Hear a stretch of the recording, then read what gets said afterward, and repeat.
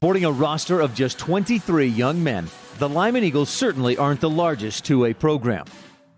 The numbers might be small, but hope is in bloom as they try to earn a playoff bid after a 2-year drought. Under 8th-year head coach Dale Anderson, this band of brothers is out to make their mark on the 2019 season.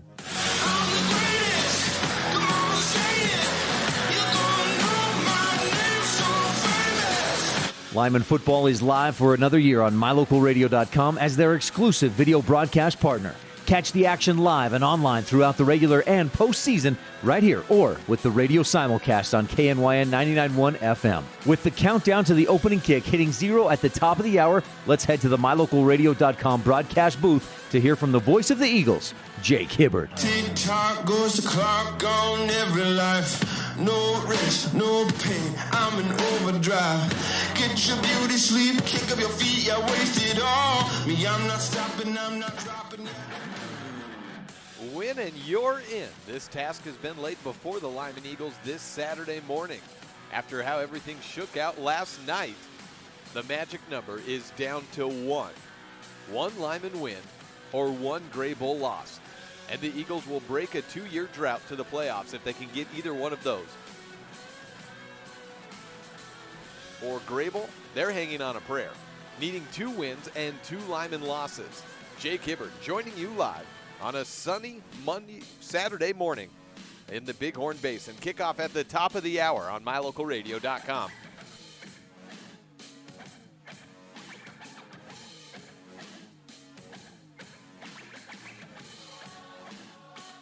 For nearly 45 years, Yeager's Auto Body in Green River has been among the most trusted businesses in southwest Wyoming and beyond. There's a reason why the biggest auto dealers in the area trust their vehicles to Yeager's Auto Body. Owner Justin Yeager and his staff are experts in their field and will deliver on your vehicle's needs. So the next time your car is in need of repair, go see the best at Yeager's Auto Body in Green River at 360 West Flaming Gorge Way, or give them a call at 307-875-2448. Yeager's Auto Body in Green River, proud sponsors of Mountain View and Lyman High School sports.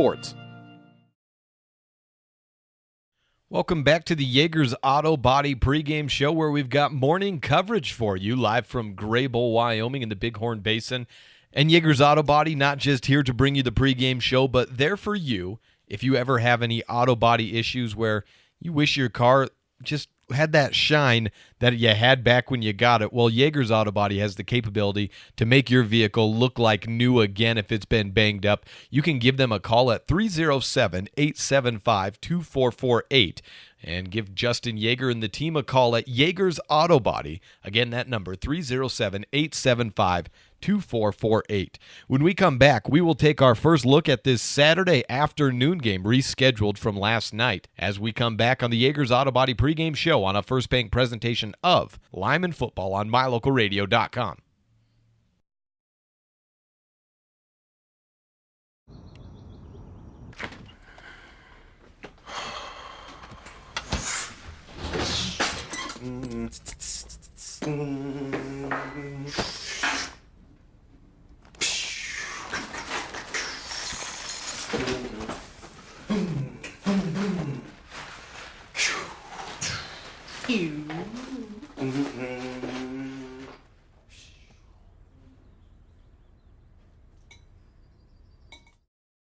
When do you schedule doctor appointments?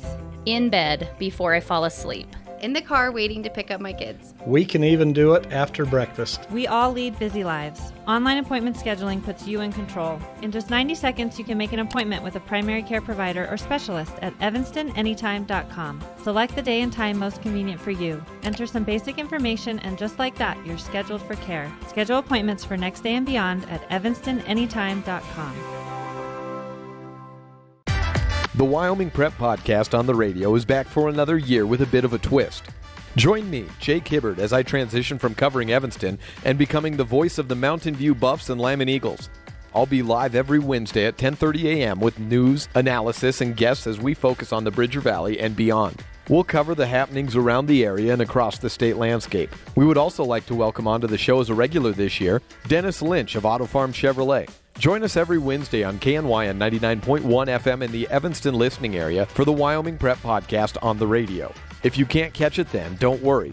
we'll post all the episodes up to mylocalradio.com, or you can also find it by searching and subscribing to the Wyoming Prep Podcast on iTunes or Google Play. The Wyoming Prep Podcast on the radio, presented by Auto Farm Chevrolet, every Wednesday, August through March on KNYN 99.1 FM in Evanston, or online anytime at mylocalradio.com, or of course at the Wyoming Prep Podcast on wherever you get your podcasts. The Wyoming Prep Podcast on the radio. Come join in on the fun.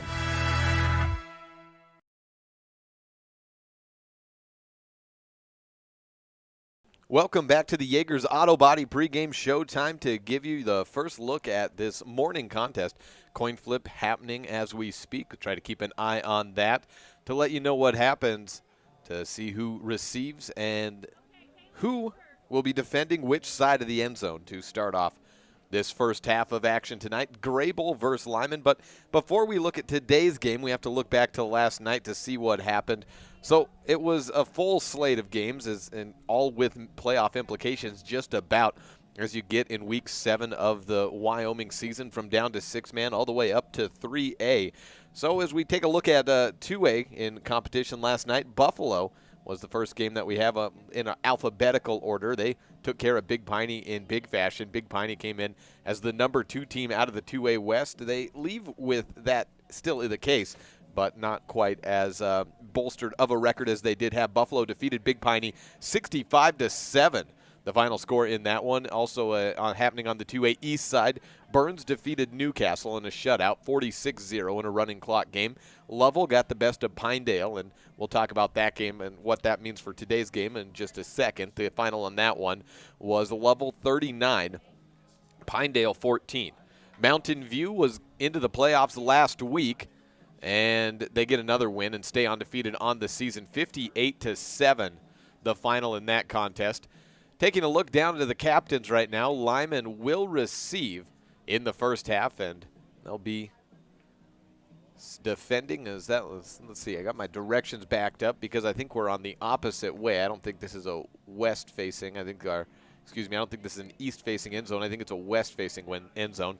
So I'll give you the end zone in just a second of which side they are, but Lyman does receive in the first half. Back to what we were talking about. Mountain View defeats Kemmer last night 58-7, and the Rangers fall to 0-7 on this season. Thermopolis gets the best of Glen Rock by a big margin, 56-12. That was a close game at the half, and Thermopolis really just took over in the third and fourth quarters. And Wheatland puts up a record number, 74-22 over Moorcroft. So that's how everything shakes out on the 2A level, as we have one game remaining, and that is today's game, Greybull and Lyman, this game with playoff implications as well. So after last night, here's how the standings are. And the 1 seed and guaranteed in the 1 seed now on the west side, it's Mountain View. 3 teams have clinched in all. Big Piney is in, Lovell is in, and Pinedale is out. So that right now puts Lyman in the 4 spot with Pinedale 5th, but mathematically out of the playoffs. Greybull is in 6th, and they can get in. We'll talk about that in just a second. Kemmer in the 7th spot is out. Well, for Greybull, they've got quite the task ahead of them. If they were to hope to get into the playoffs, they would need to win this game and then take on the undefeated Mountain View Buffaloes and beat them next week, and then have Lyman lose to Big Piney in that contest, in their Thursday contest on senior night as well. So they are the last team other than Lyman that still battling for that final playoff spot. Lyman, they get a win today or next week, they're into the playoffs. And seeding, they're probably the number 4 seed, but they could climb up a little bit higher as well. I think they could get as high as the number 3 spot. And then on the east side, all 4 teams have clinched. Buffalo at number 1, Thermopolis at 2, Burns at 3, and Wheatland at 4. Buffalo's guaranteed the number 1 seed as well, and home field throughout the first 2 rounds of the playoffs. Thermopolis, Burns, and Wheatland could still shuffle just a little bit. Take a look on the standings on that side. Thermopolis at 4-1, Burns and Wheatland at 3-2 and 3-3. Wheatland's all done, so maybe not shuffling. Let's take a quick look at the Burns schedule to see who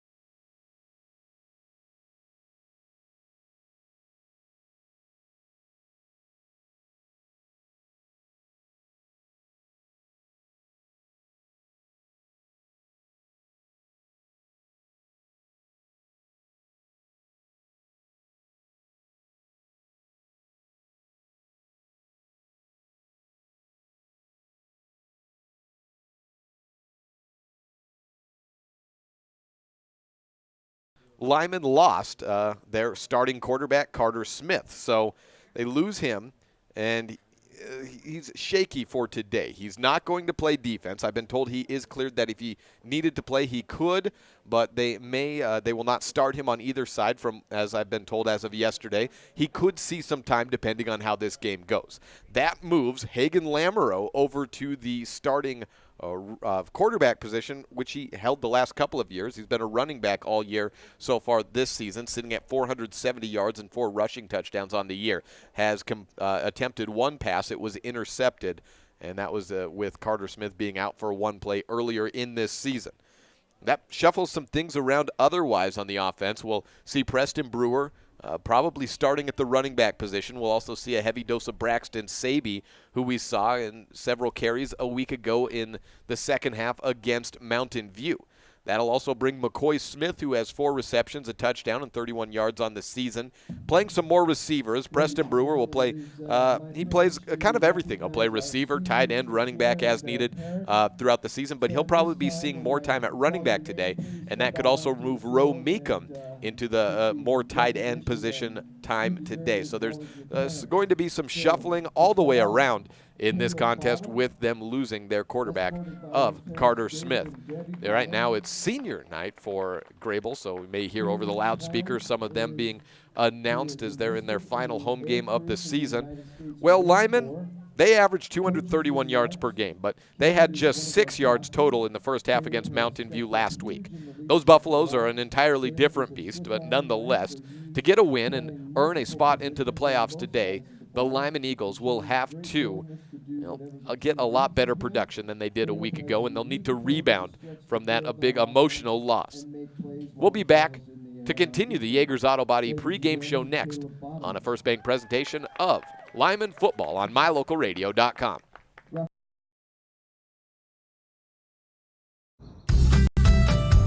As one of the region's most visited websites, MyLocalRadio.com is here to serve you. Catch up on local and regional news and information. Buy, sell, or trade your good used items on the radio classifieds.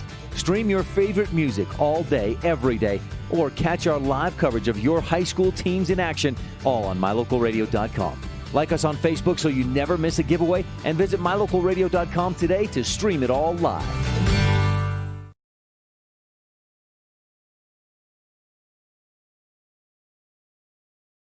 Welcome back to a Saturday morning pregame show brought to you by Yeager's Auto Body here in Greybull, Wyoming, as we're getting set for Lyman and Greybull to do battle here at the top of the hour. Yeager's Auto Body is a proud sponsor of high school athletics in both Wyoming and Utah. And us, owner Justin Yeager sees the value in athletics and what they add to a student's experience. And he'd like to wish all of the Lyman Eagles and athletes participating in today's contest good luck and safe travels. Well, when we come back, we will talk with the head coach of the Lyman cross country team. They were in regionals yesterday. I caught up with Kevin Lewick earlier in the week to talk about his strategy heading into the weekend. And we'll hear from him next as we'll continue this Yeager's Auto Body pregame show on a First Bank presentation of Lyman football, live and online at MyLocalRadio.com and on KNYN 99.1 FM. It's human nature to think the grass is always greener on the other side of the fence. That's not always true, especially when it comes to buying vehicles. This is Dennis Lynch, General Manager at Auto Farm Chevrolet. Dealerships pay the same price for new vehicles across America. The fact is, the best deals are right here, in your own backyard. The difference is that our employees are your neighbors, people you can trust. Please visit us first, Auto Farm Chevrolet. We are your community-driven dealer. I've had Kevin Lewick with me, cross-country coach for the Lyman Eagles, coming off your first trip for this program to go over to the Soda Springs meet. It's a great meet early on the year, lots of teams, lots of different divisions. Tell me how that worked for the team, how you ran it, how you decided to divide everyone up. Well, we kind of took our better runners and had them run the varsity level, and then we took the other kids and put them in the JV level. You know, it was by far the biggest meet that we've ever attended, and so it was good, especially for our good kids, to have to run against great kids. You know, some of the biggest schools in Idaho were there, and we had a good weekend. After a meet like Soda Springs, where you said the temperatures were great, we come back to Lyman, and it's a little cold outside. But for cross-country runners, that's not always such a bad thing, is it? No, the kids actually are excited that the weather's changed a little bit. We've had, compared to maybe the last 4 or 5 years, this has been by far our warmest fall. And that allows them to maybe run a little bit longer, not get worn out as the practices go along? Yeah, we've been dealing with maybe some dehydration issues, but it's not like every other program in the state isn't handling it. After that Soda Springs meet, can you tell me about how some of your runners did either at the JV or the varsity level that you thought really performed pretty well? Well, Elena Jensen, who's our junior this year, she also medaled at state last year. I think they had about 200 runners in that varsity level, and she took 14th, which was, with the biggest schools in Idaho there, and most of those kids probably D1 runners. I mean, she showed well for us. Our better boy runners, they did well, but they were kind of in the middle of the pack. But we return about every kid in our program next year, so some promising things happen. I've never been to that Soda Springs meet. I have Kevin Lewick with me, head cross-country coach for the Lyman Eagles. You finished off the regular season in Rock Springs with the rescheduling. Tell me a little bit about how that meet went for you. It went well for us. Jesse Fannis set a new school record, which was a good day for our boys, and then Elena Jensen, our best girl, ended up winning the overall girls race. Yeah, she finishes first overall. You mentioned throughout the year you've sent this whole team around some different meets, seeing if maybe some of your runners could get noticed. Have you seen any of that happen as the season has gone on, as you now get into the final 2 weeks of it? Definitely, Elena, people are aware of her.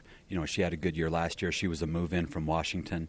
Her dad was a new administrator in the school district, and so she placed 5th last year at state and was an all-state kid for us. And as you go into regionals now this week, it's a big one for your team numbers. It's not like you have to qualify to go to state, but you want to perform well at the region level. What are you looking for as you taper down and get ready for that difficult Lander course? We're looking at growth. We ran Lander earlier in the year, and so we're looking at times we don't necessarily believe that we'll probably be able to PR on that course just because of, there is a big hill there, but we're looking to see if we've gotten faster over the last maybe 5 weeks. You're looking to PR from 5 weeks ago on that course necessarily, not up for the season, but trying to get better times than what you had 5 weeks ago when you ran it? Yes, just on that course specifically. It would be discouraging if we, compare that to maybe a flat course. Mm-hmm. Yeah, no, that's not going to work out. But as you try to position yourself around the region, there's got to be teams on this side that are going to be difficult. Who are some different runners or maybe just schools that you're looking at saying maybe we can stick with them, try to get some numbers up on them? Who are some of the big contenders in this side? Obviously Star Valley is always solid. Cody's got a great running program. Jackson's good. With cross-country, our classification is such that we have to compete against the Star Valleys and Cody's and Jackson's and, some of those schools, whereas, when I coach basketball, those schools are in 4A. So we have our hands full. Yeah, what's the enrollment here? About 250, something like that? Yeah, probably just under 250. I think Star Valley's is just south of 800, so you're certainly up against it from a sheer number standpoint, but you've had some runners perform really well throughout this season. Do you look for leadership out of some of those kids to try to, prepare these kids for a meet that probably has a little bit different of a feel than the rest of the regular season? We're young, but we've been young the last couple of years, and so some of these kids have had that experience, so we do look for that. We're going to be returning all of our kids next year except one kid, and so we're just, we talk about not trying to eat an elephant, just trying to take a bite, and we definitely feel like, we've been taking a bite. This by far has been the best boys and girls, teams in the history of Lyman High School. We've never had as many kids run, as fast as we've had this year. Yeah, and you finish off with 2 difficult courses, so those fast times are probably out, but now it's all about positioning. I'm not going to ask you, what's a good position for all these kids to be at, but where do you think some of these goals are being set for in these teams of where they'd like to try and compete at? We tell the kids to find someone they can race against. As a team, we realize that we're probably we have our hands full that way, but we look at maybe other kids, of schools that maybe we're aware of and we've ran against, and we tell them, okay, we want you to race against that kid, and make it a point to, rather than just finish the race. Anyone can finish a race, but be invested enough that you can maybe take that kid on that day. That's Kevin Lewick, head cross-country coach for Lyman, and it's regionals on Friday, right? Yes. All right, so we'll have football on Saturday, and maybe you can find out some results from you for that, and we'll get that. Good luck and as you finish out this season and head into state next week. Thank you. Got cross-country state coming up next week in Star Valley. So we'll be back with Kevin Lewick next week to talk about how he plans to prepare for that match. And I heard from him, the Lyman Eagles, not the biggest team out there, but a ton of heart and an upswing in the program. We'll hear from one of their runners over halftime for the standout student. Next up on the Jaegers Auto Body pregame show, we will start to visit with the coaches here in this afternoon kickoff. Dale Anderson of the Lyman Eagles and then Eli Moody of the Greybull Buffaloes. When we come back on this First Bank presentation of Lyman football on mylocalradio.com and KNY and 99.1 FM. Your mobility affects every aspect of your life. When you suffer from an injury that decreases your mobility, or maybe you're just noticing that you're having a harder time balancing and your flexibility isn't what it used to be, call Randy Christofferson at Achieve Sports Medicine. Randy will work with you to improve your overall health by reducing pain and improving mobility. Schedule your appointment today by calling 307-747-4627. Achieve Sports Medicine in Lyman. No excuses, just results. Sure, I look cute now, but when my owner lost his job, it was rough. I was living on the street, and one night, me and this Cocker Spaniel got into it so bad, I wound up looking like an ice cream cone. I cried a little bit, but thankfully I got rescued, so I'm running, I'm jumping, all back to my old self, and I'm ready to give unconditional love, even if you put a lampshade on my head.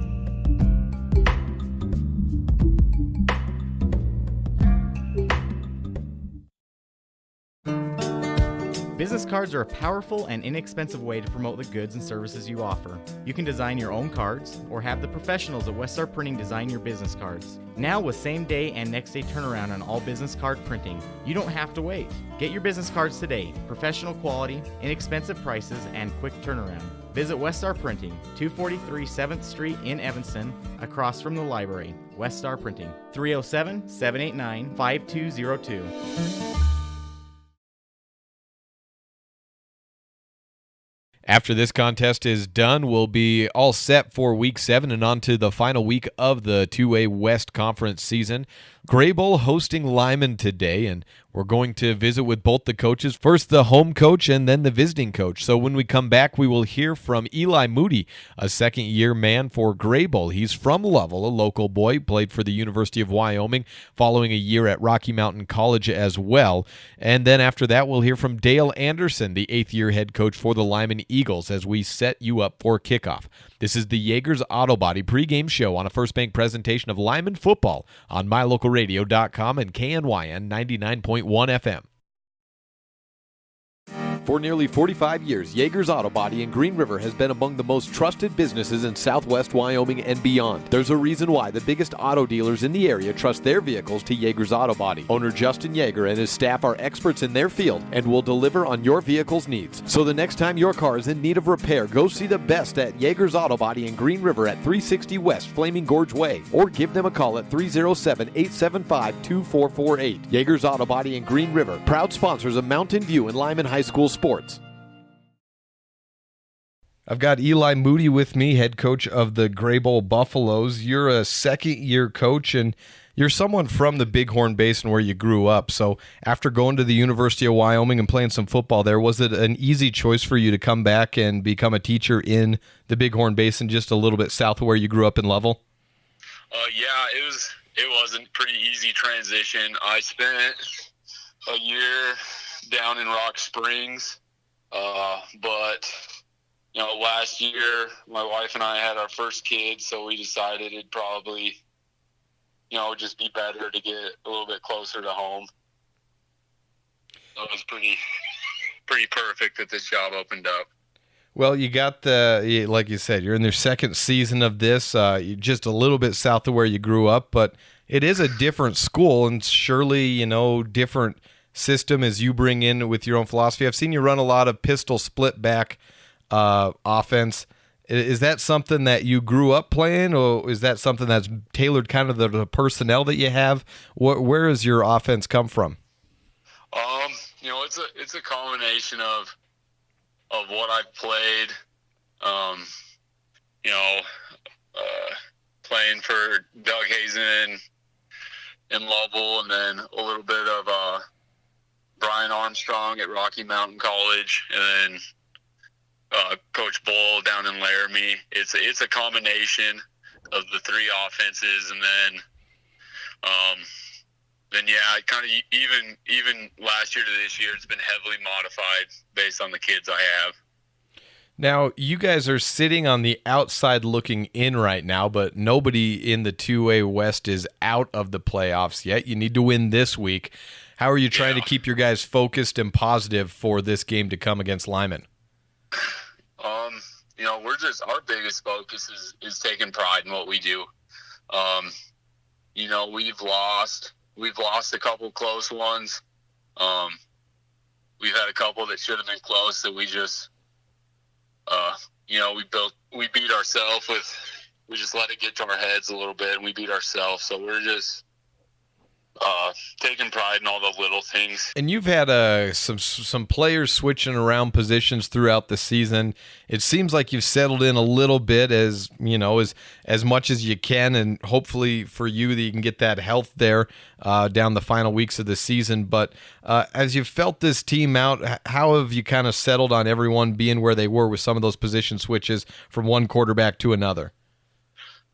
Yeah, we've had it. It's open. It's been open contest for pretty much everything. You know, whether that means we're trying a couple different guys out in actual games, or just not having anybody locked in practice, and we're willing to switch it around. But yeah, we've ran two different starting quarterbacks, two different starting running backs. I think we're on combination 4 or 5 for O-line. Couple different starting safeties, and probably 3-4 different starting receivers. We've just been trying to find somebody that's gonna step up and take that leadership role and just kind of own up to the positions. And you know, I think we have a group of guys that can do it, and they can win games. We have to get the physicality and the mental aspect lined up. We're either one or the other. We haven't really been both all season. That's Eli Moody, head coach of the Greybull Buffaloes. Thank you so much for joining us, and good luck the rest of the season. All right, thank you. Well, good luck to Eli Moody and the Greybull Buffaloes as they finish out this season and look on to next year as well, sitting on the outside of the playoff factors right now. When we come back, we will be getting closer to kickoff, and we'll hear from Dale Anderson, head coach of the Lyman Eagles, next on this First Bank presentation of Lyman Eagle football on mylocalradio.com and with the simulcast on KNY and 99.1 FM. With mylocalradio.com, you get to stay up to date with Lyman and Mountain View sports by watching all of the games live in the convenience of your own home. Now you get to keep up with your coaches, athletes, and teachers throughout the week with the Bridger Valley Coaches Corner. Weekdays during the school year, the Bridger Valley Coaches Corner will run on KNY 99.1 FM at 3 p.m. and keep you up to date with the most interesting storylines from Lyman and Mountain View in football, volleyball, basketball, swimming, running, golf, and more. We'll also check in with different students and teachers from the two schools throughout the year. 3 p.m. Monday through Friday on KNY 99.1 FM is the Bridger Valley Coaches Show presented by mylocalradio.com. Stay connected. It's important to feel like you belong. At Trona Valley Federal Credit Union, we understand the value of connection. When you become a member, you join our family. You become an owner of a not-for-profit financial organization, and your success becomes our success. We give back to our members by offering lower loan rates, fewer fees, higher yields, and more products and services. Become a member of Trona Valley Federal Credit Union today, and let's work together to reach your financial goals. We're a caring partner here for you. Member NCUA.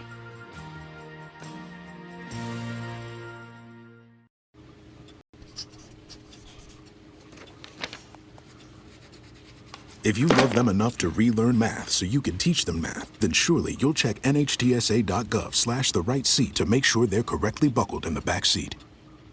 When you have any mechanical problems, always think of Reese Auto Service in Lyman first. Doug and the mechanics at Reese Auto Service work on everything from your lawnmower and snowblower to cars, trucks, farm and ranch equipment, and semis. You can also get tires for anything you need at Reese Auto Service. Always visit Reese first. You'll get great pricing and quality-friendly service. Reese Auto Service, 541 Highway 413, Lyman.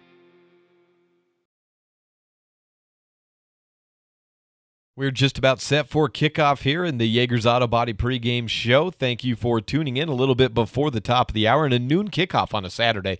We'll be back with Dale Anderson, head coach of the Lyman Eagles, next on a First Bank presentation of Lyman football on mylocalradio.com. The best place to stay when you're in Casper, Wyoming is the Come On In Hotel and Suites.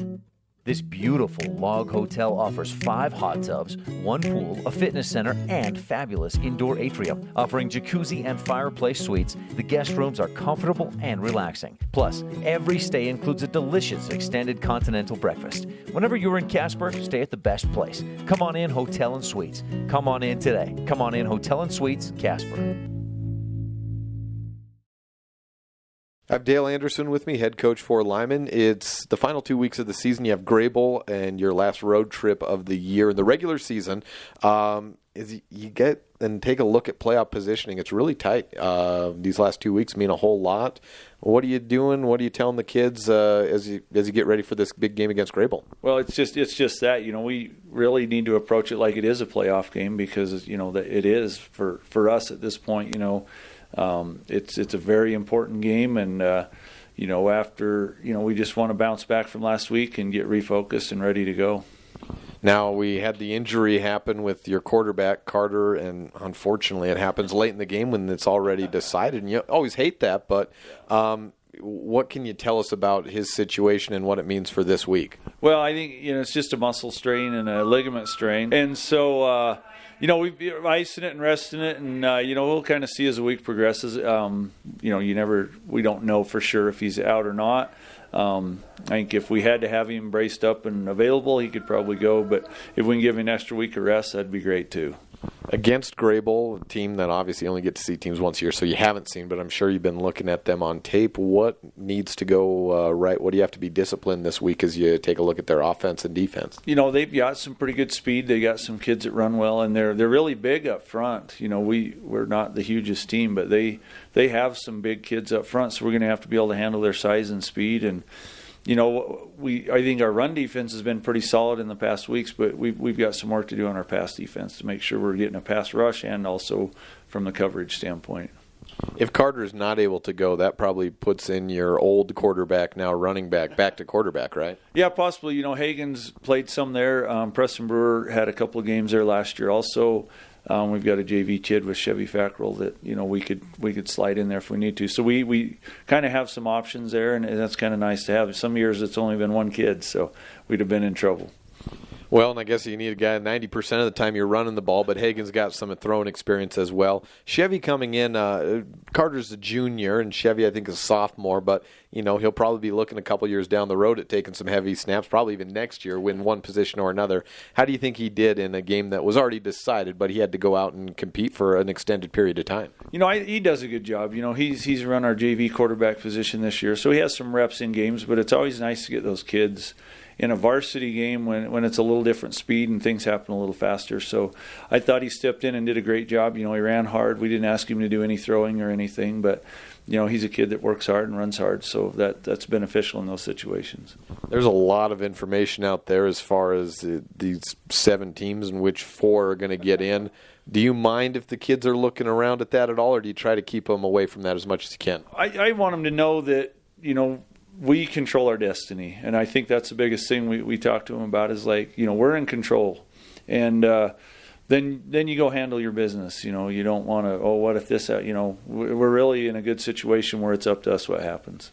And you finish out at home against a Big Piney team that's already in the playoffs. But I think if you look at that, both of these games down the road, you certainly have the ability to go out and take these games if you do what you've done in certain games this season. Well, like I said, I like the position we're in. We'll take care of this week, and then we have a quick turnaround for next week where it's a Thursday game. But, you don't worry about that. We'll take care of Greybull, and then we'll refocus and prepare next week for a Big Piney team that's pretty good. Yeah, and you get even a quicker turnaround with this game getting moved to Saturday. Does that adjust your travel plans at all? A little bit. We'll go up Friday and spend the night, and then come home on Saturday after they were good. They moved the game time up to noon for us so that we don't get home at midnight on Saturday night, and then a really fast turnaround. So, you just roll with it. It's like anything. You learn to adapt and adjust, and that's a good lesson for the kids to learn too. As Dale Anderson, head coach of the Lyman Eagles, thank you very much. You bet. Thanks.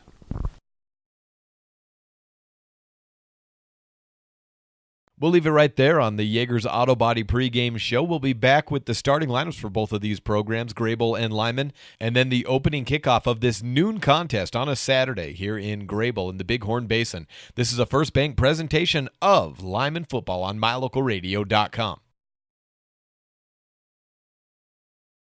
When I was in foster care, I never knew when I would have to move, so I always had my suitcase ready to go. Then one day, I was adopted. My new parents opened their hearts and home to me. My parents cook my favorite breakfast for me every morning. My parents take me on trips I never thought I would go on. They gave me a home and an even better reason to use that suitcase. My parents aren't perfect, but they're perfect for me. We know that when you think of Plains Tire in Evanston, you always think the Tire Professionals. Quality customer service. They're friendly with great prices. I really like Plains Tire in Evanston. But did you also know that the team at Plains Tire offers oil changes, windshield wiper checks, and free alignment checks? That's right, free alignment checks. We don't want you to quit thinking all those great things when you hear Plains Tire. We just want you to add to the list. Plains Tire, the tire professionals. Stop in today, 157 Bear River Drive. The best live coverage of local sports, weather, local news, and radio classifieds, plus online streaming music, giveaways, and more. It's all on MyLocalRadio.com. Watch as your high school teams clash with their biggest rivals. Listen to the latest from your team's coaches. Catch up on local and regional news and stream your favorite music. Visit MyLocalRadio.com. Like us on Facebook and stream it all live. For nearly 45 years, Yeager's Auto Body in Green River has been among the most trusted businesses in southwest Wyoming and beyond. There's a reason why the biggest auto dealers in the area trust their vehicles to Yeager's Auto Body. Owner Justin Yeager and his staff are experts in their field and will deliver on your vehicle's needs. So the next time your car is in need of repair, go see the best at Yeager's Auto Body in Green River at 360 West Flaming Gorge Way, or give them a call at 307-875-2448. Yeager's Auto Body in Green River, proud sponsors of Mountain View and Lyman High School sports. Welcome back to Greybull, Wyoming, where we are set for kickoff. Time of kickoff, 11:59 a.m., just a tick before the noon clock. 47 degrees and a boot away deep down to the 20-yard line. It hits the grass, picked up by Richie Brewer at the 10. Up the middle through a big hole, the 35, 40 on his feet, has everyone beat, making separation. The opening kickoff will be returned for a touchdown. However, there is a flag down at about the 38-yard line. And actually was stopped somehow, caught from behind at the very end, right at the about 3-4 yard line there, it looked like. But a flag down at about the 38 to 40-yard line should negate that.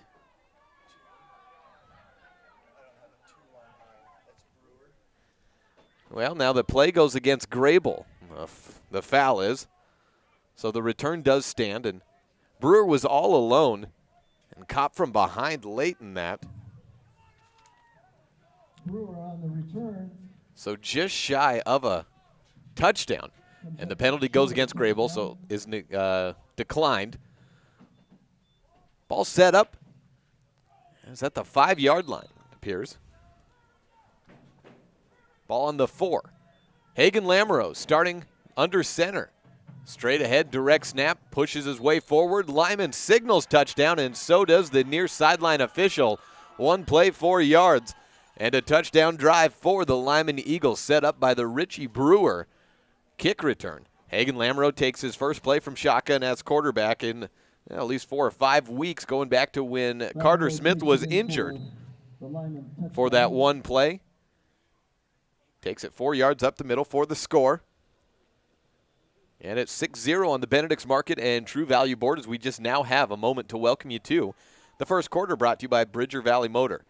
Lamoureux for the 2-point conversion in the shotgun. Has Saby to his left.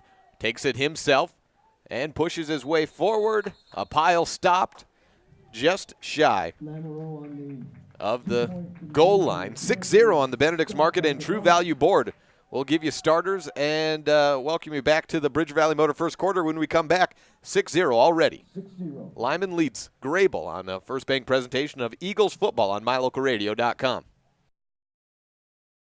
A common thread no matter where you live in Wyoming is that if you're heading somewhere, it's probably going to be a while until you get there. A lot can go wrong on these long road trips across this great state. And if you ever find yourself broke down on the side of the road, it's time to call Glade Erickson at Bridger Valley Motor to come pick you up day or night. Bridger Valley Motor offers 24-hour towing services. If you need a tow, you need to call Glade on his cell phone at 307-780-3280. Bridger Valley Motor is here to pick you up if your lift ever lets you down. 307-780-3280. Welcome back to the Bridger Valley Motor first quarter, and Lyman has already scored after getting the opening kickoff, taking it down the field. I have it as an 81-yard return for Richie Brewer from the 15 down to the 4. There was a flag that is usually in the neighborhood of an offensive penalty, but instead it went against Greybull, so it was declined. Hagen Lamoureux took the ball in the shotgun, starting at quarterback today in place of the injured Carter Smith. 4 yards for the score. Braxton Saby kicks off.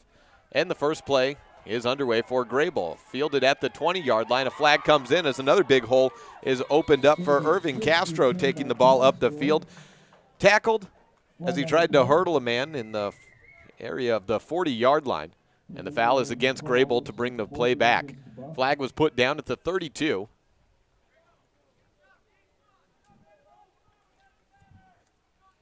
March him back a few yards. And drive number 1 starts for Greybull. Wait for the yard marker on it. 11:27 in quarter number 1, brought to you by Bridger Valley Motor. Begin play at the 23. 11:27 on the clock. Quarter number 1, noon kickoff today. In the shotgun, Felipe Gayton. Has a man behind in the pistol, looks back to throw. Rolls out to the right as pressure comes in. Overthrows bottom and intercepted at the 36 by Hagen Lamoureux. Up the far sideline, tackle.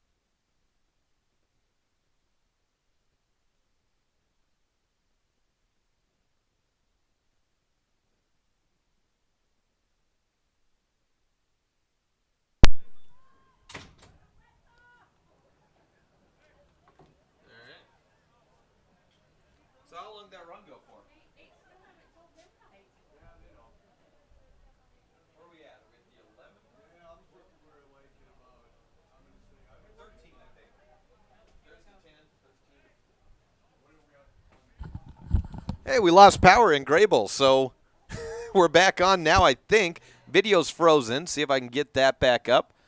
And here, video's back up. Okay, so Hagen Lamoureux intercepted the ball and consequently took the power out as well. So Felipe Gayton with the interception. 1 yard, one play and a 7-yard run by Hagen Lamoureux. He takes a direct snap again up the left sideline to the 10. Brought down at about inside the 5-yard line. 2-play drive so far. As we welcome you back. As they should be back now. We lost power. Alyssa back in the studio. Let me know if you are hearing me.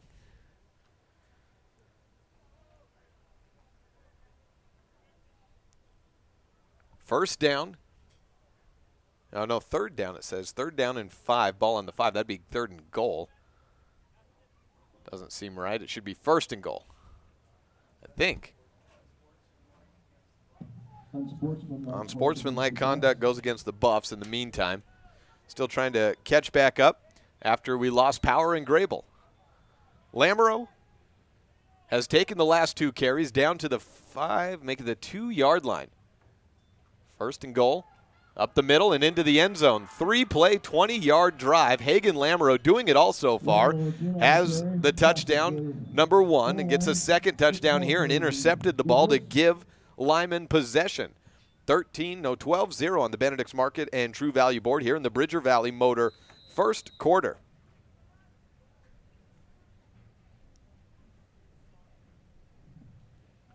And Lyman sets up for 2. Lamoureux in the shotgun. Fakes, no, hands off to Brewer. Up the right side, in for the score. 14-0 on the Benedict's Market and True Value board. First quarter brought to you by Bridger Valley Motor and the power back on in Greybull. And a 2-score lead already for Lyman, not even more than 1 minute and 2 seconds into the game. This is a First Bank presentation of Lyman football on mylocalradio.com and KNY at 99.1 FM. Super kids deserve super care. Experience the difference with board-certified pediatricians Alan Brown, MD, and Bird Gilmartin, MD, at Uinta Medical Group. Whether it's tracking your child's overall health at Well Child Checks or helping your little ones feel better when they're sick, Dr. Brown and Dr. Gilmartin are here to help your child grow, learn, and thrive. Schedule an appointment with Dr. Brown or Dr. Gilmartin by calling 307-789-WELL 9355 or visit evanstonanytime.com. A common thread. Well, what hasn't happened already? We've got 2 touchdowns for Lyman in the Bridger Valley Motor first quarter. We've lost power, got it back on, and Braxton Saby set to kick off for a 2nd time already, up 14-0 on the Greybull Buffaloes. This game means playoffs for the winner of it. If it's Lyman for Greybull, they can stay alive with the win, but would need to take on and beat Mountain View next week. Picked up by Gayton at about the 20-yard line, up the right sideline, out to the 36, and pushed out of bounds. On the tackle there was Blake Palmer pushing him out, and we have drive number 2 for Greybull, ball marked at the 37. Last drive was 1 throw and 1 INT for Felipe Gayton, picked up by Hagen Lamoureux. And Lamoureux, an early candidate for the Dr. McKay Franken Precision Play of the game, as is, however, Richie Brewer, with the 81-yard kick return.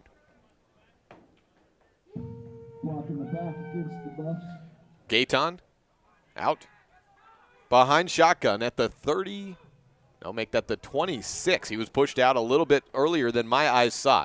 So ball in the 26-yard line. Split back shotgun, 2 receivers either way. High snap, handed off to Ben Kraft, the fullback. Trying to get out to the 25-yard line. Still in his feet as he cuts right. And Hunter Gines in on the tackle to make it 2nd down and about 9. 1 yard gain to Ben Kraft on the play.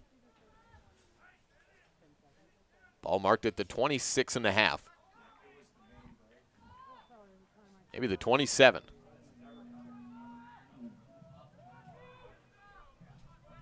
The main breaker went out in Greybull, and that cut us off for a bit. Gayton pitches left side again to Kraft, trying to find some room up the sidelines, trying to still get out of the backfield, and cannot. Tackled by Hagen Lamoureux with an interception already today, down at the 22. Loss of about 5 on the play. Kraft with 2 carries. 3rd down and 12 or 13. Let's say 3rd down and 13 to go. Ball on the 24. Last drive for Greybull was a 1-play interception on a ball intended for Caleb Bottom. That went in and out of his hands, bounced off his shoulder pads, and then popped into the midst of Hagen Lamoureux. Roll out right side. Gayton pressured, And ripped down to the ground by Hanson Bradshaw inside the 10-yard line. Big loss on the play and brings up a 3-and-out situation for Greybull, already down 2 scores with 9:25 left in the Bridger Valley Motor first quarter. Bridger Valley Motor's got the number to call. Put it in your phone. Save it. 780-3280.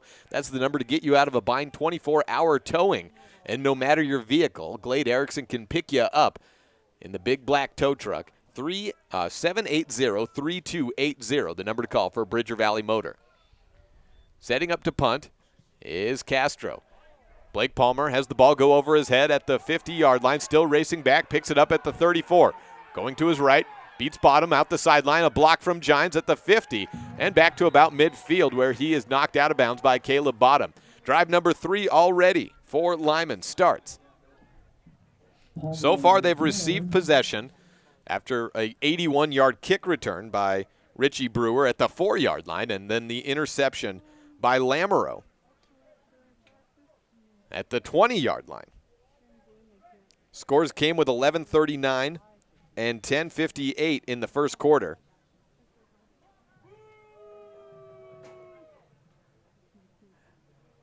And the ball marked at the 46. But there's another penalty, and this is against Lyman.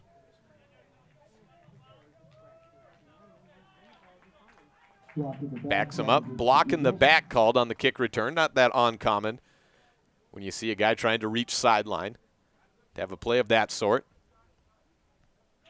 8:47 left in the first quarter, brought to you by Bridger Valley Motor. You may notice a Technicolor scoreboard that we have. I think that score is wrong. They got the 2-point conversion on that. It should be 14-0, not 13-0, as I take a look on the board. It's really not, there's not a whole lot of light out there for our camera to pick up, so I had to add a little Willy Wonka factor to it to get the scoreboard to see. Brewer takes it up the middle of the field. After he was backed up to the 37, he gets it back to the initial line of scrimmage before the penalty of about the 50. First down and a gain of 13 on the play. I'll make it 14 as he gets just across the 50 down to the 48. 1st and 10. Preston Brewer gets his first carry of the day. Lamoureux's been taking care of those duties so far out of the quarterbacking position. Still waiting to get a moment to give you starters for both of these sides. Shotgun form, blitz coming up the middle. Hand off to Saby. Bounces outside, or at least tries to. Kraft has him backed up and ripped down from behind. Ben Kraft with the tackle. Loss of 3 on the play. 2nd down and 13. Starters for today's game at quarterback, we mentioned him already, 2 touchdowns. Hagan Lamoureux at Preston Brewer at running back. Alex Bradshaw, Blake Palmer, Richie Brewer at receiver, along with McCoy Smith and Roe Meekum at tight end. Left to right on the line, Ryan Christopherson, Hunter Gines, Briggs Richards, Hanson Bradshaw, and Landon Heaton. Ball marked on the 49-yard line. 2nd down and 13 for Lyman. Blitz up the middle from Kraft. Lamoureux takes the snap. No, it was a direct misdirection out to the left side, instead to Brewer. And Carter Smith is out there. Flag is down at the 46-yard line. Got a yard on the play on the handoff to Brewer, but looks like it's headed back against Lyman, a holding play. Interesting that 2 touchdowns in already, and I heard that they may be trying to rest him, that we see Carter Smith come in on the 3rd series of the game. See if we have him running at all. He's been a heavy running option for Lyman this year. The holding play will back Lyman up to the 29, perhaps. No, it's still at the 49. Do we? I thought it was holding on Lyman, but the ball stays on the 49, so I must be mistaken. 3rd down. What's that? Okay. Took the decline to get the down at 3rd instead of 2nd and long. Smith, the man at quarterback in the shotgun. 3rd down, low snap and hit. Loses the ball, got it off to Lamoureux just in time as he got brought down in the backfield for a big loss. Ball at the 43-yard line. So another loss of about 6 yards. They'll put it all the way back to the 40. Take 9 away, forcing a Lyman punt. 4th and 22.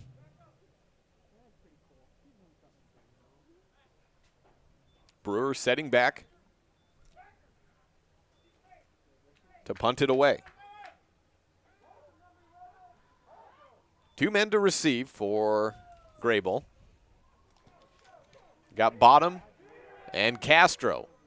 Short punt, went off the right side of his leg. Knocked out at the 35-yard line. Forces a punt. And give it back to Greybull. Down 2 scores, 14-0 on the Benedict's Market and True Value board. So far we've had a 1-play punt and 3 and out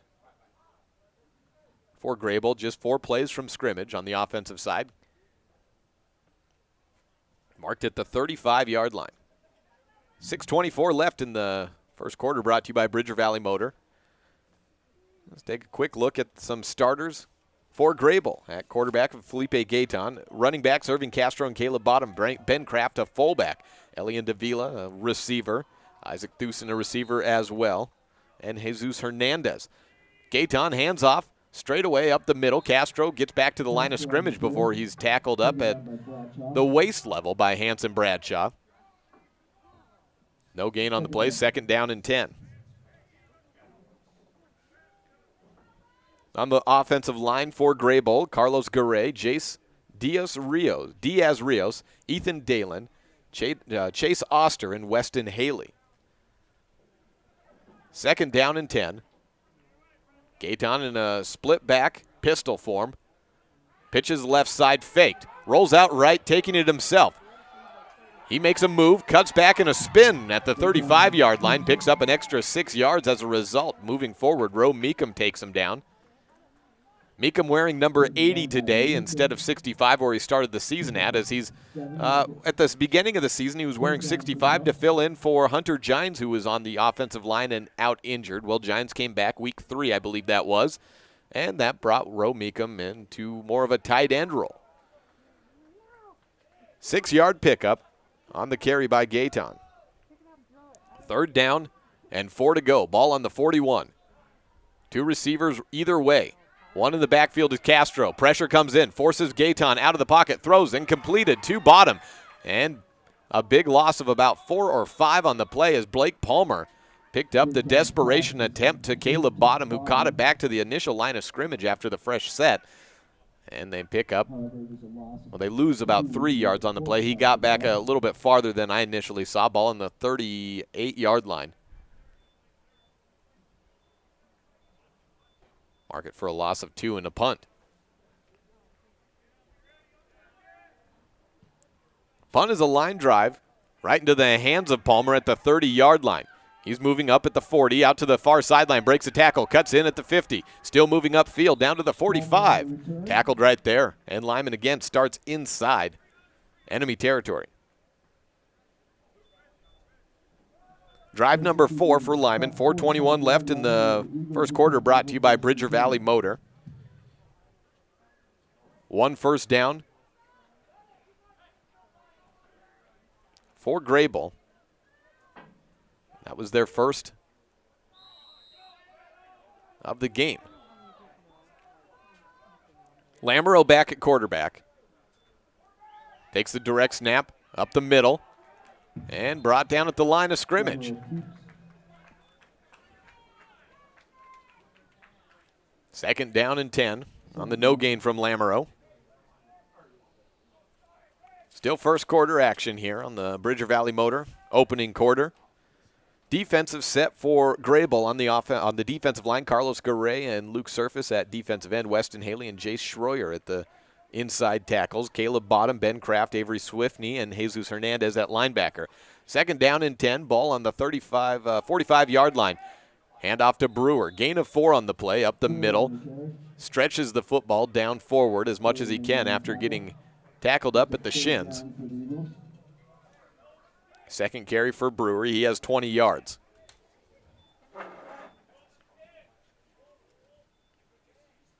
Third and 6 to go.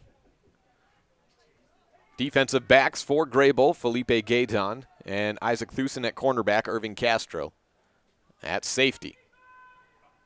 Third and 6. Lamoureux with the shotgun, back right. Low snap, Set to run up the middle, a little bit of a hole. Flag comes in as he crosses the first down yardage at the 30-yard line. Ben Kraft on the tackle. Ball temporarily marked enough for a first down. Holding against Lyman, the call. Take that away and mark him back 5 from the spot of the foul. The flag is currently marked at the 40-yard line, but doesn't always mean that's where the flag is at or where the spot foul was. Looks like they'll march back. Crossing the 50 and at the 49-yard line. 3rd and 15. Ball on the 50. Shotgun form, 2 receivers either way for Lyman. Blitz up the middle. Snap to Lamoureux. Out to throw. Has Alex Bradshaw in and caught at the middle of the field at the 34-yard line. Irving Castro is down. And Richard Brewer with the catch. 2 players down. May have hit each other. Castro's holding his left knee. Can't see the other player down either. We'll take a break and step away. 1st down and 10 when we return on a First Bank presentation of Lyman football. Bridger Valley Motor first quarter, 14-0. Lyman leads Greybull.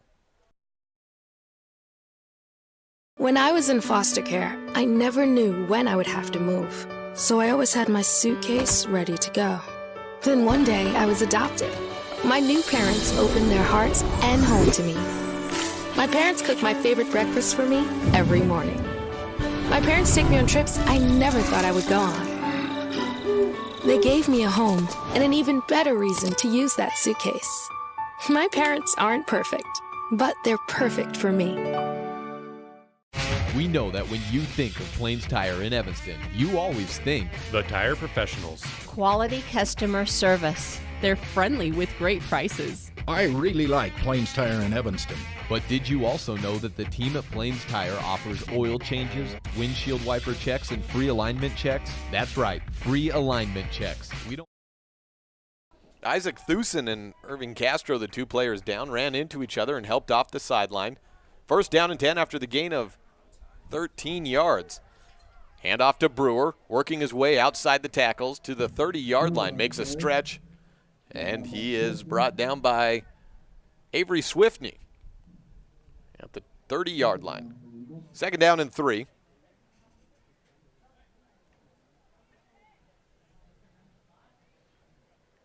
It was a gain of 17. My eyes deceived me on that, which side of the 5 it was on that 1st down conversion.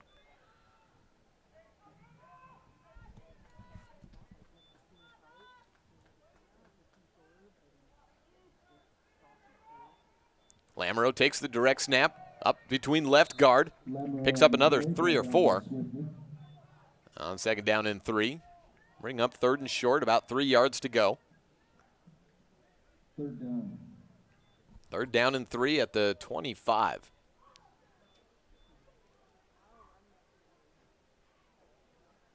And 27-yard gain. And now I think I finally got my math right on that. It was 3rd down and 20 to go, and they got 7 yards past. So 3rd down and it was a 27-yard completion.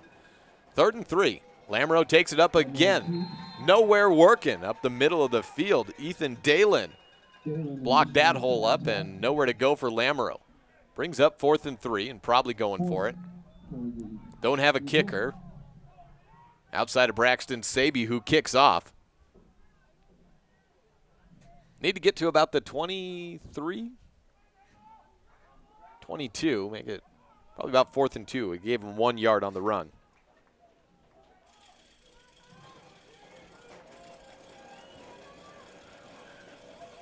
Lamoureux takes it. Nowhere to go. Dalen again on the tackle. And a turnover on downs. Also in on it, Carlos Garay. Brought back at the 25-yard line. Nowhere to go, and 1st and 10 Buffs on the turnover on downs. Still 48 seconds remaining. First quarter brought to you by Bridger Valley Motor. Ball on the 25 for Greybull. They take a timeout. We'll take it with them. 14-0 on the Benedict's Market and True Value board. Lyman leads Greybull. First quarter action. Next on the First Bank presentation of Lyman football on MyLocalRadio.com and KNYN 99.1 FM. The central and midwestern U.S. averages more than 850 tornadoes each year. And lately, the number of floods has been rising in the region, too. So chances are, there will be more twisters and floods near here again. And between school, sports, and social lives, chances are, you won't be with your kids when it happens. Will they know what to do? Ready.gov/kids has all the educational tools and information to make the conversation easy. When the time comes, chances are they'll feel prepared, not scared. So talk with your family today. First quarter, 48.5 seconds remain in the Bridger Valley Motor first quarter. Go see Slim at Bridger Valley Motor. If you've got a check engine light on, they'll do a diagnostic on that and figure out what's going on, whether it's just an O2 sensor or something a little more significant. First down and 10 for Greybull, down 2 scores in the first quarter. Ball on the 25-yard line. Split back shotgun, high snap, and a new quarterback in. And a handoff, and nowhere to go. Hagen Lamoureux on the tackle, as is Roe Meekum. Caleb Bottom. Bottom on the carry. On the carry, and no gain. Aiden Reese is the new quarterback. Freshman, and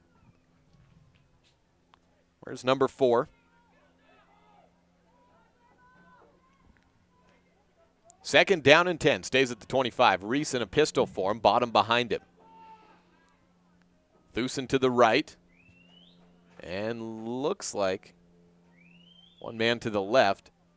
Is that Gayton? It is. Felipe Gayton from quarterback to receiver on the left side. Other than that, everyone on the line.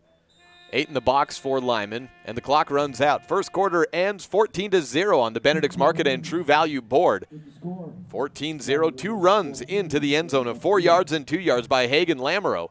Started off by a great return of Richie Brewers of 81 yards to begin the contest. That concludes the Bridger Valley Motor first quarter. Coming up next, second quarter action, brought to you by Big Country Properties on a First Bank presentation of Lyman football on MyLocalRadio.com. A common thread no matter where you live in Wyoming is that if you're heading somewhere, it's probably going to be a while until you get there. A lot can go wrong on these long road trips across this great state. And if you ever find yourself broke down on the side of the road, it's time to call Glade Erickson at Bridger Valley Motor to come pick you up, day or night. Bridger Valley Motor offers 24-hour towing services. If you need a tow, you need to call Glade on his cell phone at 307-780-3280. Bridger Valley Motor is here to pick you up if your lift ever lets you down. 307-780-3280. The best place to stay when you're in Casper, Wyoming is the Come On In Hotel and Suites.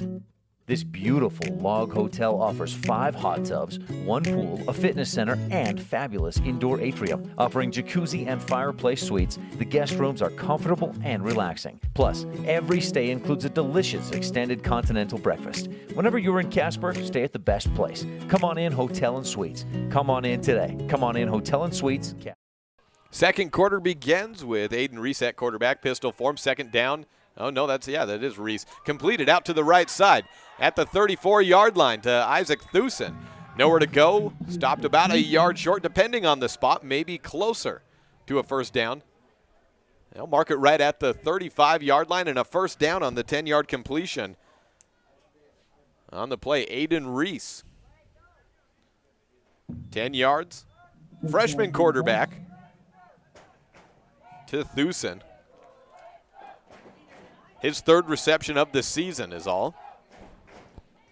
Move it across to the 35-yard line. Second quarter action brought to you by Big Country Properties.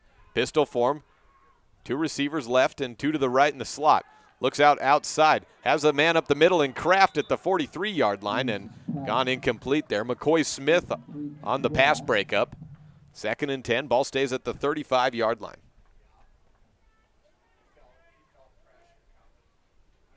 Thusen is back into the huddle. He replaces Avery Swiftney. Lyman has had great field position through their first couple of drives. They got it at the 4-yard and the 20-yard line. Their next 2 drives about midfield at the 48 and the 45.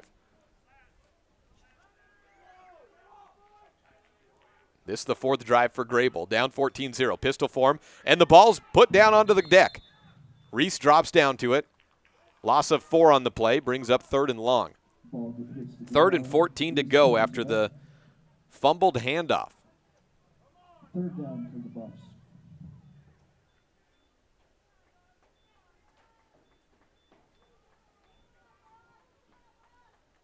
4-4 front, or rather a 3-5 front from Lyman. 3rd and 14. Need to get to the 45-yard line. 2 receivers either way. Pistol, high snap, looks out to his left. Pressure comes in as he throws it, and as a result, it's underthrown. Preston Brewer, the defensive end, and a leader on this team with 9 tackles for a loss and 7 sacks. The man hitting Reese. 1 first down and a punt to follow with 10:37 left in the Big Country Properties second quarter. Big Country Properties is, you can go visit them at bigcountryproperties.com. They're the #1 listing agency in Uinta County, and they do listings in Uinta and the Lincoln County. Line drive, punt, rolling forward, and touchdown by Caleb Bottom at the 44-yard line for Lyman to take over. 10:14 left in quarter number 2, and back to Big Country Properties. Broker Bobby Dozal is the #1 listing and selling agency in the Bridger Valley. They do commercial, residential, land, and ranch listings, and you can give them a call at 782-3356 or visit bigcountryproperties.com. Ball in the 44, and Carter Smith back out at quarterback. He played 1 series. It was the third series of the first quarter. He's got a left knee brace on with that strained ligament. Low snap, handed off to Lamoureux. He's rushing out left side, breaks through 1 tackle at the 50-yard line, still on his feet, scrambling forward to about the 50 where he's brought down. Broke that tackle at the 45, and he had a lot of east-west running before he got much north. Down at the 49, pickup of 6. 20 yards for Lamoureux, 2 touchdowns, runs of 2 and 4 yards. 4 receivers set, 2 either way. Shotgun again, Lamoureux to the left of Smith in the gun. Under 10 minutes to go, blitz up the middle. Smith back to throw, heave-ho, down forward to little brother McCoy. Smith caught at the 25-yard line. Still racing forward, tackled up at the 7. Big gain from the 49. Down to, we'll call it the 11-yard line, a pickup of 40 yards on the play. McCoy Smith with the big reception. He's had a couple big ones throughout this season. Had the touchdown late against Cokeville. The game was already decided. However, it was definitely a great reception, and he was hit hard in the end zone when he made it. 5-yard penalty called against, I think it was Greybull, after the catch. He'll move it forward 5 yards inside the 10 to the 6.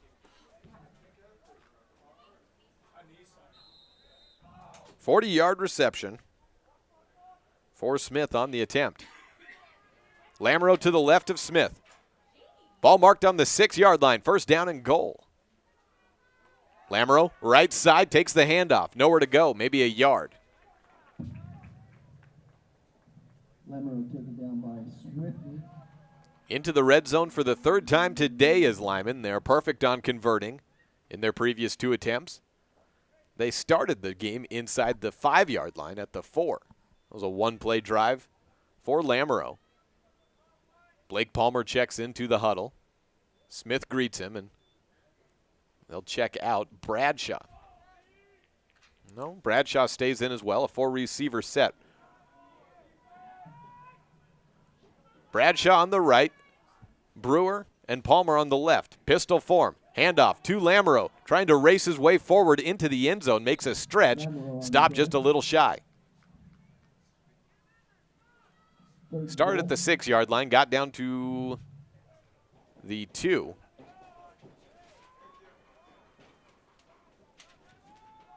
Third down and goal. Ball just a head in front of the 2-yard line, and a timeout taken by Lyman. 14-0 on the Benedict's Market and True Value board in the second quarter, which is brought to you by Big Country Properties. We'll be back with 3rd and goal. Lyman trying to take a 3-score lead when we return. This is a First Bank presentation of Lyman football on MyLocalRadio.com.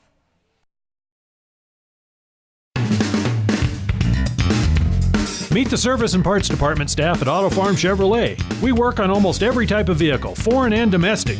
We also sell parts and accessories for almost all makes and models. Our staff is friendly and well-trained, and we are here to serve you. Open Monday through Friday beginning at 7:30 a.m. We invite you to Auto Farm Chevrolet for all your parts and for all your service needs.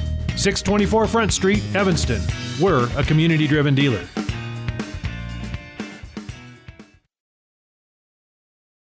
Third down and goal, ball marked on the 2-yard line for Lyman, leading 14-0 on the Benedict's Market and True Value board. Week 7 here in Greybull, Wyoming, a Saturday afternoon contest. It was rescheduled for refereeing conflicts. Lyman is into the playoffs with a win. They can climb as high as the number 2 seed with a little bit of help around the area, but that most likely, if they can get a win, they're looking at the 3 or the 4 spot. That would put them against Buffalo if they're at the 4, and at the 3 spot, they're looking at potentially Thermopolis as a Week 1 and quarterfinal matchup. Break the huddle off the sideline, bound to the line, and Carter Smith has Lamoureux in the gun to his right. 3 receivers left side, 1 to the right. Lamoureux takes it. Sweep left side, trying to find some real estate, and nowhere to go. A big loss. No, he spins away and races his way into the end zone. He was tackled down unless he stepped out of bounds. I'm not seeing a touchdown. There it is. Touchdown from 2 yards out, and he had to break a tackle at the 8-yard line to get into the end zone. Hagen Lamoureux makes it 20-0 on the Benedict's Market and True Value board. Lamoureux with his 3rd score of the day, first from the running back position. His first 2 came as a quarterback running up the middle. Counts as a 2-yard rush, but he raced about 35 yards with all the running he did sideline to sideline and then being in the backfield and spinning out of a tackle. Lyman set to go for 2. Pistol form, right side, wide open. Preston Brewer has the ball go in and out of his hands. No good. 20-0 on the Benedict's Market and True Value board in the second quarter with 7:56 remaining in the Big Country Properties second. This is a First Bank presentation of Lyman football on mylocalradio.com with the simulcast on K9 Radio. We're here to help strengthen our community. Yes, that's right. At Trona Valley Federal Credit Union, we take pride in belonging to our community. We encourage people of every race, gender, and belief to come together and give their all towards the betterment of our community. It's about people helping people. When you join our credit union, you also join a movement. At Trona Valley, we are thankful for our members, member NCUA, trust NCUA, a credit union system that is safe, sound, and secure.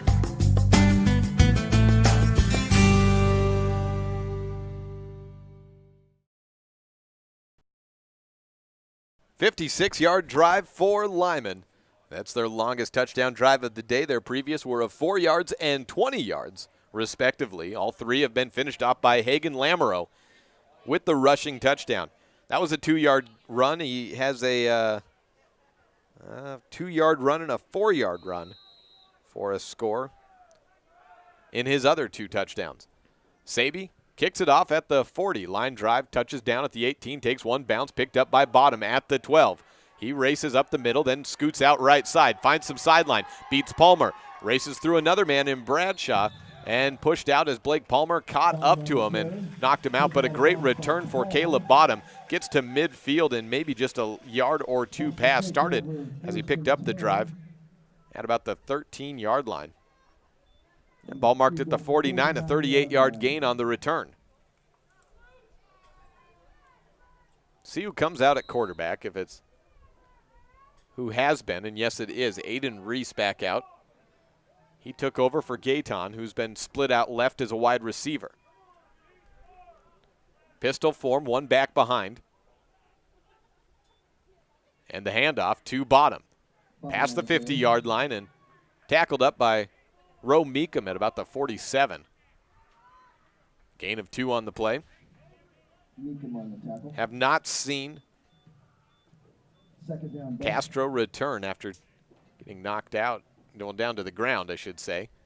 After running into Isaac Thusen, haven't seen either one of them back out. 2nd down and 8 on the 47. Split pistol back. High snap, left side, Bottom. Gets 1 block. Still trying to race back to the line of scrimmage as he finds sideline. Will not. He's tackled up by Hagen Lamoureux on the play for a loss. Maybe got back to the line of scrimmage.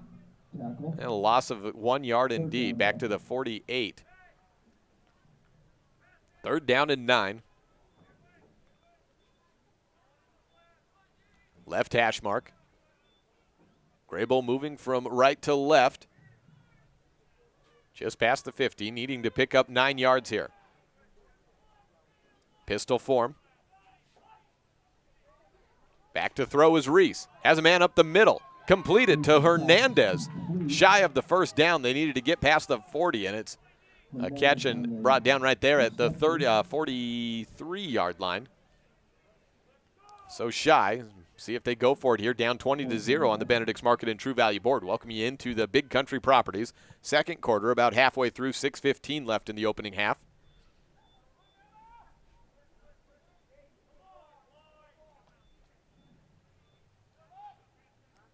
Completion of about 6 yards on the play to Hernandez. Going for it. Reese back to throw up the middle, picked off. Number 2 for Hagen Lamoureux, racing past the 50 to the 40 and down at the 35 left sideline. Caleb Bottom tackles him up. There's interception number 2 of the day for Hagen Lamoureux. Gives Lyman great field position. Mark him at the 33, it appears, perhaps 34. 20-0 as the ball is spotted on the 34-yard line. Lyman on top and threatening to increase. Lamoureux with his 2nd interception of the day. First interception thrown by Reese. The first was by Gaeton.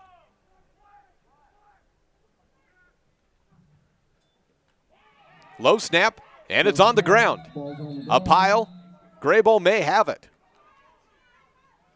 And it's recovered by Greybull. One play and turn it back over to the offense. The fumble on a bad snap and a mishandling by Lamoureux. Gives it back to Greybull with 5:46 left.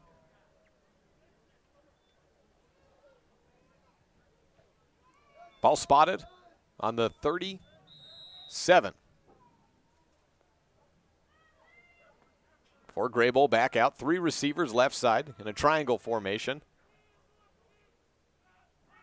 Reese takes the snap, looks out to his left. Races past. Brewer pressuring, rolls out right, intended for Kraft. It's incomplete. 5:40, clock stops in the Big Country Properties 2nd quarter. 2nd down, Bucks. 3rd pass attempt for Reese today. I'll make it the 4th.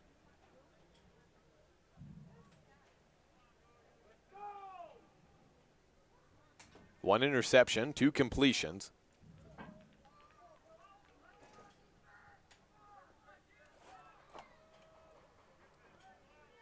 Three receivers left side again. 2nd down and 10. Ball on the 37. Pistol form. High snap. Reese lets go of it. Looking for a fade route outside. Intercepted again. 3rd interception of the day. And picked off. Looked like Housekeeper, I think that's Ashton Housekeeper, number 4. I don't have a number 4 on my roster. He just played last week. Picked off by Housekeeper. At the 27-yard line, and I believe that's, unless I've got any correction otherwise, I don't have a 4 on my roster. Or maybe that's Jet Dickerson. He was on the roster, or not on the roster as well for me, unfortunately. Drive starts on the 27. Handoff to Saby up the middle, 25, 20-yard line. Hagen Lamoureux back in at quarterback. Saby on the carry. Down to the 27, or down to the 17-yard line. Pickup of about 10. See if they spot it. A yard shy, a gain of 9 on the play. Down for the Eagles.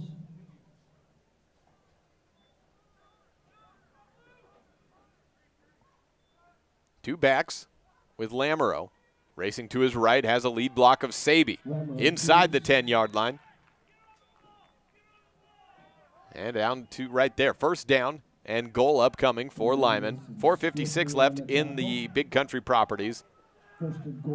Second quarter, ball on the 9.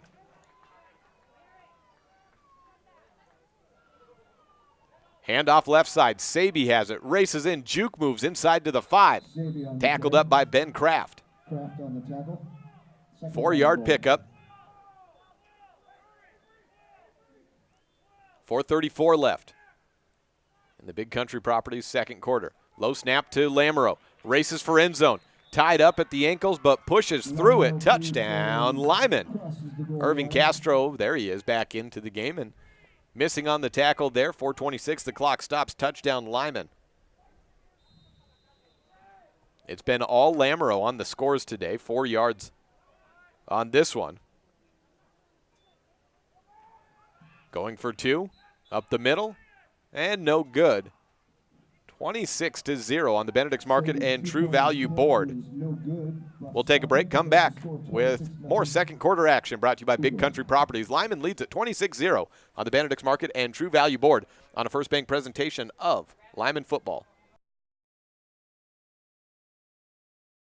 When you have any mechanical problems, always think of Reese Auto Service in Lyman first. Doug and the mechanics at Reese Auto Service work on everything from your lawnmower and snowblower to cars, trucks, farm and ranch equipment, and semis. You can also get tires for anything you need at Reese Auto Service. Always visit Reese first. You'll get great pricing and quality-friendly service. Reese Auto Service, 541 Highway 413, Lyman. Well, apologies there. It was Jet Dickerson with the interception to set up that touchdown drive, number 4. And 2 guys who I did not have numbers for. And Dickerson, I don't think got in last week, but a housekeeper did, so I thought maybe it was him. But I thought that's a little big for Ashton. So Jet Dickerson with the interception to set up the touchdown drive. 26-0 on the Benedict's Market and True Value board. Saby kicks away and through the hands of Bottom, trying to race and pick it up, and it's down on the ground. Lyman recovers. Bottom couldn't get to it, and Lyman will take over on the 5 or 6 yard line after the bounce around, bounce back, bounce forward. Bottom had nowhere to go with it, and it's Lyman football. Eagles will take over first and goal. First and goal on the 6 yard line. 6 yard line.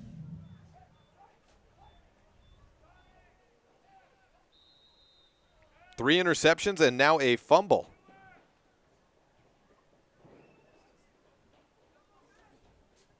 Turnover number 4. Carter Smith is out at quarterback. Head official blows the play dead temporarily. Now set up and ready to go. Up the middle to Preston Brewer. He's toe tackled but continues to push forward. He's close to the end zone. Sideline officials confer. From 6 yards out, still talking. Touchdown, Lyman.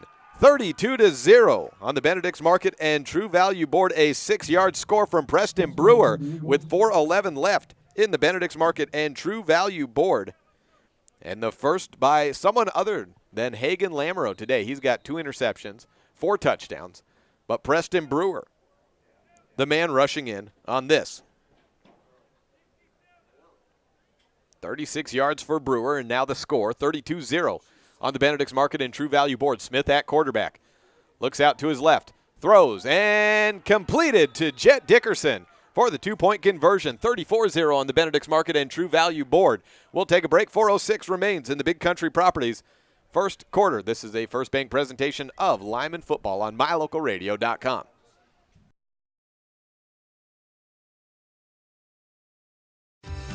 Members of Trona Valley Federal Credit Union feel confident that our staff has your best interest in mind, confident that we acknowledge your financial needs, confident that we are always working hard to provide the best rates, best products, and the best service the industry can offer, and confident that we will always work with you to help achieve your financial goals. Join Trona Valley Federal Credit Union today. TronaValley.com, member NCUA. When you have have any mechanical problems, always think of Reese Auto Service in Lyman first. Doug and the mechanics at Reese Auto Service work on everything from your lawnmower and snowblower to cars, trucks, farm and ranch equipment, and semis. You can also get tires for anything you need at Reese Auto Service. Always visit Reese first. You'll get great pricing and quality-friendly service. Reese Auto Service, 541 Highway 413. Second quarter still in a squib kick.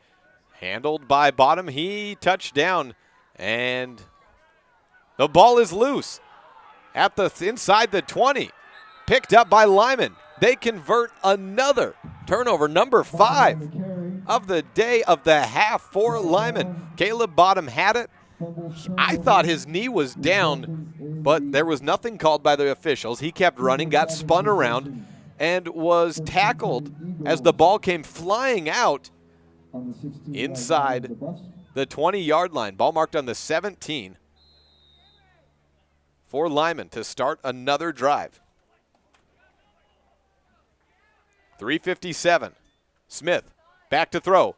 Has a man wide open. It's Richie Brewer into the back corner of the end zone. Caught. Touchdown, Lyman. A 16-yard score on one throw from Carter Smith. And it's 40-0 on the Benedict's Market and True Value board. Carter Smith is 2 for 2 on throws, not including the 2-point conversion attempts.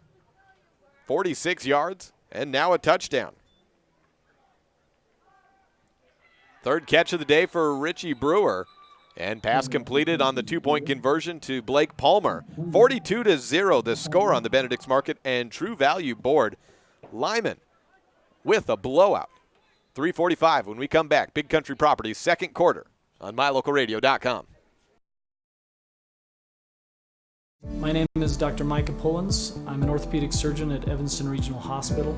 I perform total hip, total knee, and total shoulder replacement. The huge majority of patients of mine that have undergone total joint replacement have been dealing with pain and disability for many years. After joint replacement and recovery, patients are back to doing the activities that they want to do.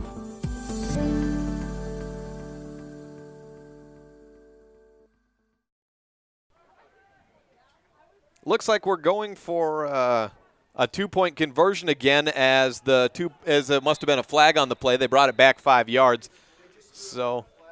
And there's another flag on Lyman. So it's 40-0 on the Benedict's Market and True Value board. The touchdown to stands, and the 2-point will have a third attempt apparently. This foul on the defense.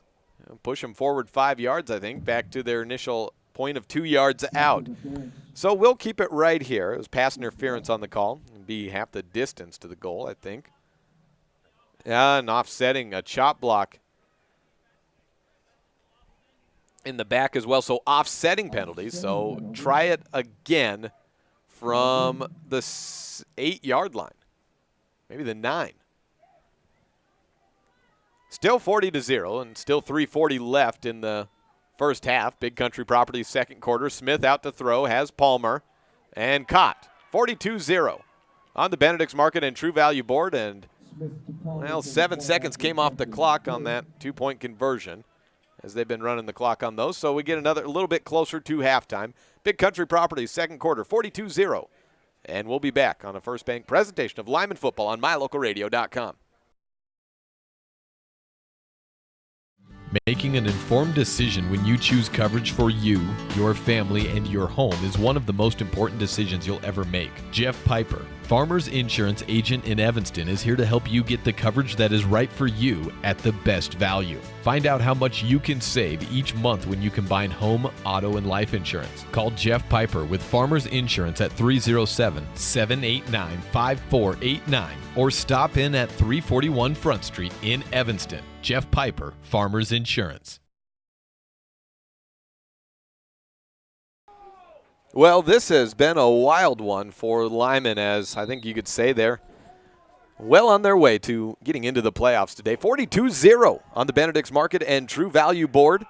They needed to win today, and they're doing that and more. Close to a running clock with 3:33 left in the second quarter, brought to you by Big Country Properties. Caleb Bottom is finally able to hold up with it. Last two kickoffs have been fumbled by Greybull, and the first one was really kind of just he never got his hands on it. Second one was ball came squirting out.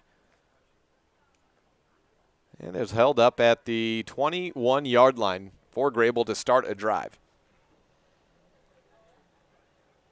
Last three drives for Lyman have resulted in touchdowns. They've gotten the ball on their own 27, or excuse me, on Greybull's 27, on their 6 and the 17-yard line. Here's a ball on right about the 20. 1st and 10 for Greybull, down 42-0. Reese takes the pistol, shotgun snap. In and out of the hands of Hernandez. He had it at the 38-yard line, but it was broken up on the play by the cornerback, Richie Brewer. Brewer's had a great game. Defensively, he had that opening kickoff that went 81 yards down to the 4. That started this contest off. 3:21 on the clock. If Lyman can get 3 more points of difference between them and Greybull, and we get to the second half, we'll get a running clock in quarters 3 and 4. 2nd down and 10, split pistol back, 2 receivers left side. Aiden Reese awaiting the snap. Belt high, pitch left. Bottom, gets a good block, but a flag comes down. Probably too good of a block by Ben Kraft. Have to imagine that play's coming back for a hold. It's tackled out of bounds at the 26. Tackled by Brewer. Waiting the call. 42-0. Again, the score on the Benedict's Market and True Value board. What a day for Lyman, needing a victory to get into the playoffs to break a 2-year drought. Illegal motion, the call on Greybull. So it will head back, but not for the reason I thought. 3:12 is where the clock stands in the Big Country Properties second quarter. Negates the play for Greybull. Hasn't been a whole lot to write home about in the second quarter, even play-wise for Greybull. They just haven't gotten a whole lot of plays off. Pistol form again. 2nd down and 15. Back to the 15-yard line. Throws out of the hands, in and out of the right arm of Hernandez, trying to make a one-handed grab. 3rd down and 15.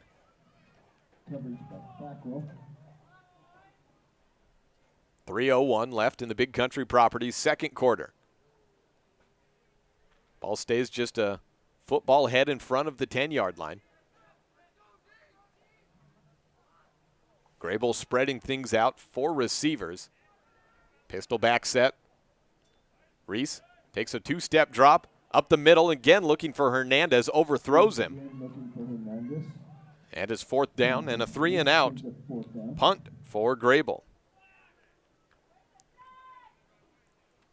There's drives for Greybull so far have been interception, punt, interception, and then a 3 and out punt in the second drive as well. And then 2 drives that never did happen because they could not hold on or get to the kickoff. Deep inside his own end zone, Irving Castro boots it out. Caleb Bottom touches it down just past the 50. Ball was still moving forward, but he did not want to give a return man a chance. It was Blake Palmer back there. I don't think he was going to go in on it with Bottom that close. And either way.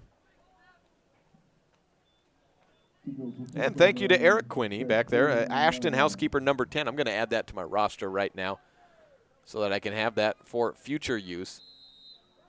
Had guys that did not have jerseys at the beginning of the year or were joining a little bit late. Shotgun form, keeping Carter Smith out. Completed to Brewer at the 40, to the 30, down to the 20. Trying to split through 2 men. Gayton brings him down with the horse collar.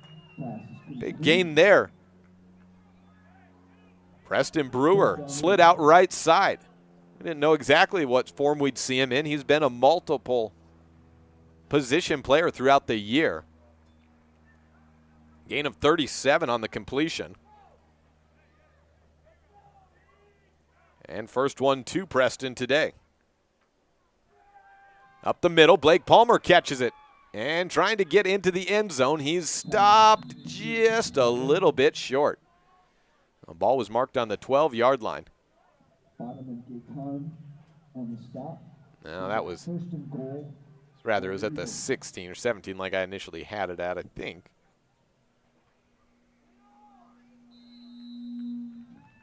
Either way, it's up the middle, and Hagan Lamoureux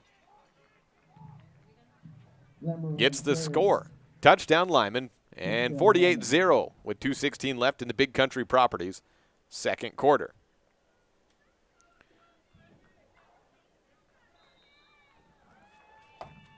Lamoureux set to hold. Lyman will try an extra point, and Braxton Saby, it's up and good. First attempt of the year, and Saby doesn't look so bad in that position.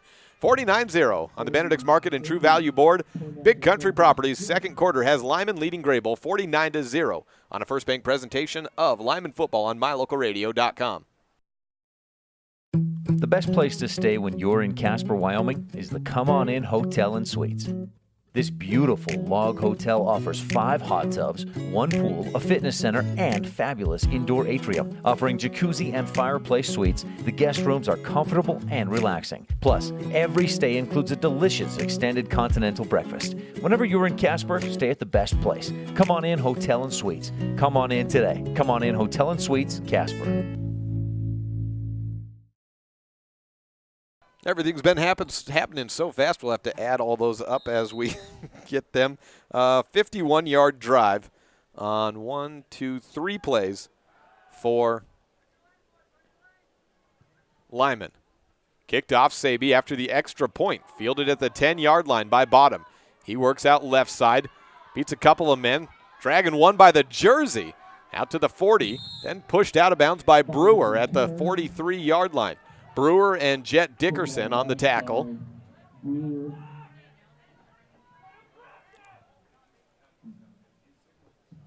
And there, it looks like they're going with the running clock right now already. Usually that doesn't start until, oh, no, it stopped now. Okay. Took about 6-7 seconds off. Ball marked at the 43-yard line.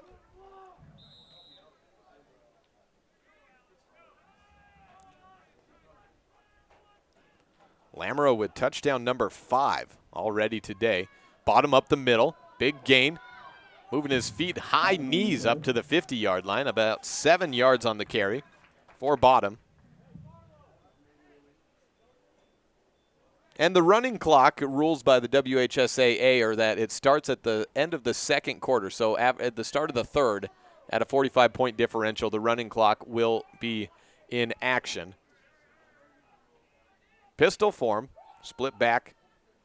Reese, hands off to Bottom. He breaks through another first line of defense and a first down for Greybull. We haven't seen a whole lot of that today. Pass to the 40, across the 50, down to the 48. Give him 4 on the carry. Still trying to catch up with all that we've had transpire in this game.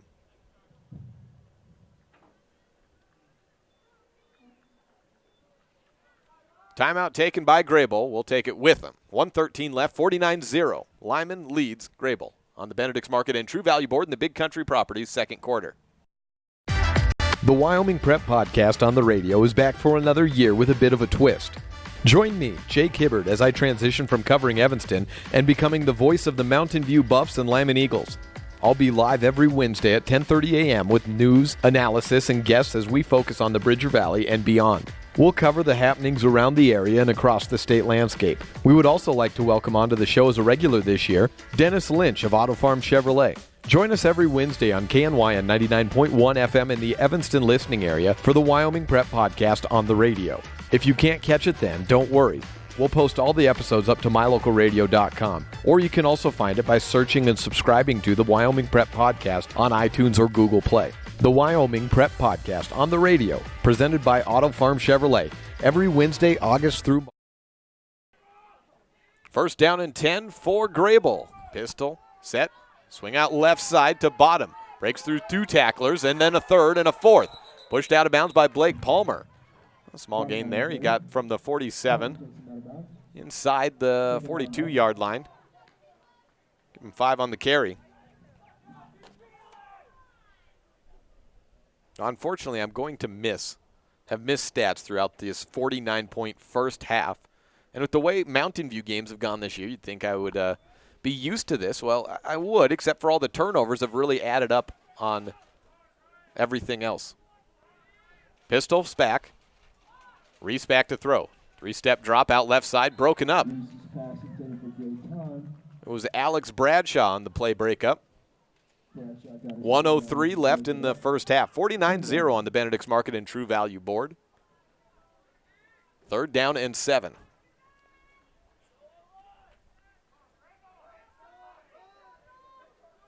Bottom to back behind Reese. In the pistol, 3 receivers left, 1 to the right. Kraft split out right side on the line. Reese looks away and over to the left side. Had Thusen at the 35-yard line, but it's incomplete. 1 minute left, 60 seconds to go, and then we'll have a running clock in half number 2. 49-0 the score on the Benedict's Market and True Value board. See if Greybull tries to go for it here. Don't know why they wouldn't. Past the 50. Ball on the 43.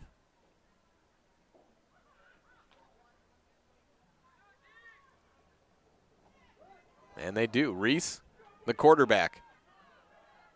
Gaetan to the left side as a receiver. 2 tight ends set, 2 receivers. Looking out to Gaetan. Reese goes away, overthrows Castro. Wait for any call. There is a late flag thrown for pass interference. And that will get them out of a jam. Jesus Hernandez, the intended receiver. 55.5 seconds left in quarter number 2, brought to you by Big Country Properties. And pass interference is, in fact, the call. Bradshaw got him in the back. Kind of a little push. The throw was well over the head of both of them. There was no way that was a catchable ball, but that is no longer a factor in the rule of pass interference. Marks us forward to the 29.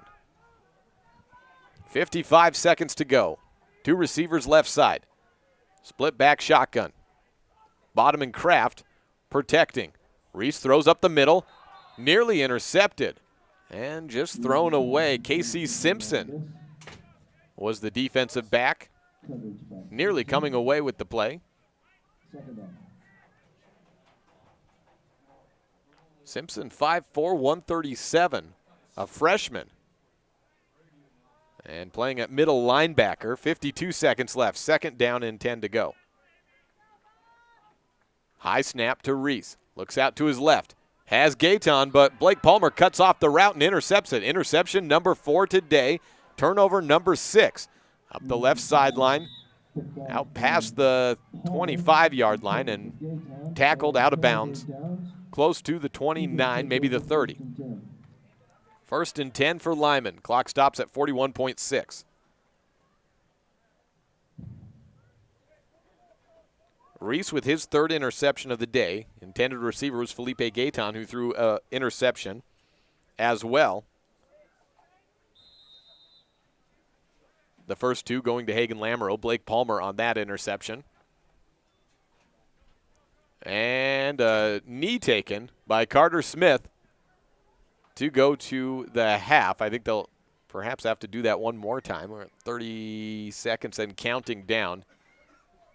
It's a big loss in the stats for Carter Smith. That's about all that amounts to.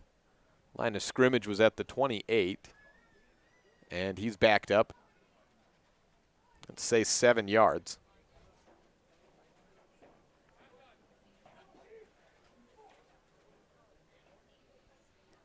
And that's the half. They did get it off just in time. We ran just enough clock to get it down under 40. 49-0 on the Benedict's Market and True Value board at the end of the Big Country Properties. A running clock coming your way in half number 2. 49 points for Lyman, none for Greybull. This is a First Bank presentation of Lyman football on mylocalradio.com with the simulcast on KNYN 99.1 FM.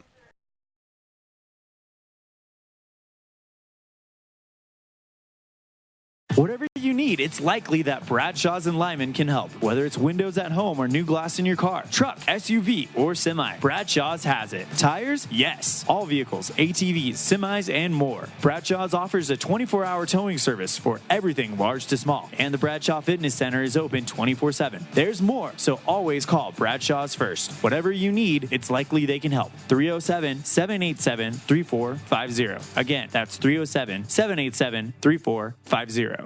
If you can't give your dentist a 5-star rating, then you want to consider making your next dental appointment with Dr. McKay Frankham. One patient said, "The best experience I've ever had at a dentist." Other customer comments include 5 stars plus. And not only is Dr. Frankham the best dentist I've ever been to, but I can actually afford to have dental work done by Dr. Frankham. Make your next dental visit a 5-star experience. Call for an appointment today at 307-789-8910. Because of you, I feel not alone in this world. And you let me know that it only takes one person to make you feel wanted.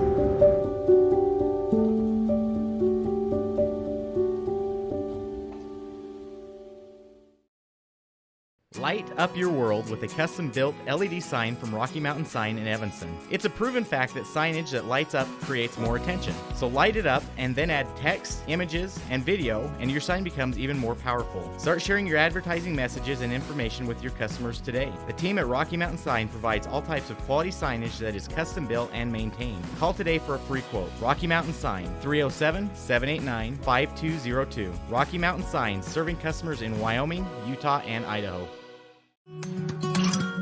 We hope you're enjoying this MyLocalRadio.com exclusive broadcast of Bridger Valley Sports. We love being able to travel around the state to bring the action on the field or court back to you watching at home. Let's face it, doing all of this would not be possible without all of our great sponsors. We appreciate the support the following businesses and individuals show to both Mountain View and Lyman Sports. Jeff Piper and Farmers Insurance in Evanston. Whether it's home, life, renters, auto, or more, Jeff Piper is your one-stop shop for all of your insurance needs. Black's Fork Dental, top-of-the-line dentistry available right in your backyard. Thank you to all of our Bridger Valley sports sponsors.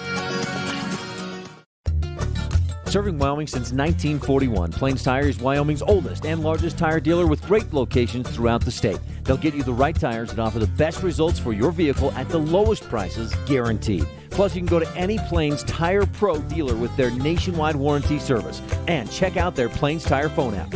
Come down and see us at Plains Tires on 157 Bear River Drive for all your automotive needs. Hablamos también español.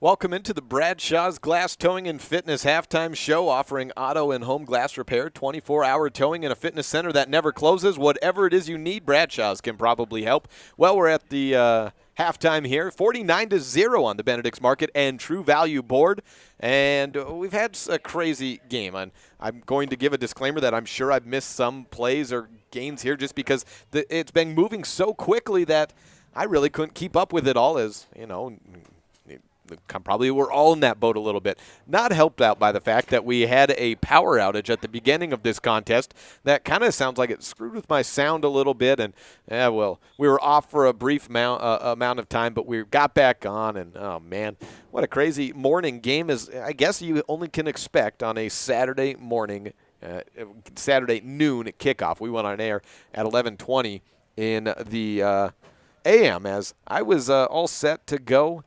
About 9 o'clock this morning, I was getting out here. It was like 35 degrees. I thought it might warm up a little bit more than it did.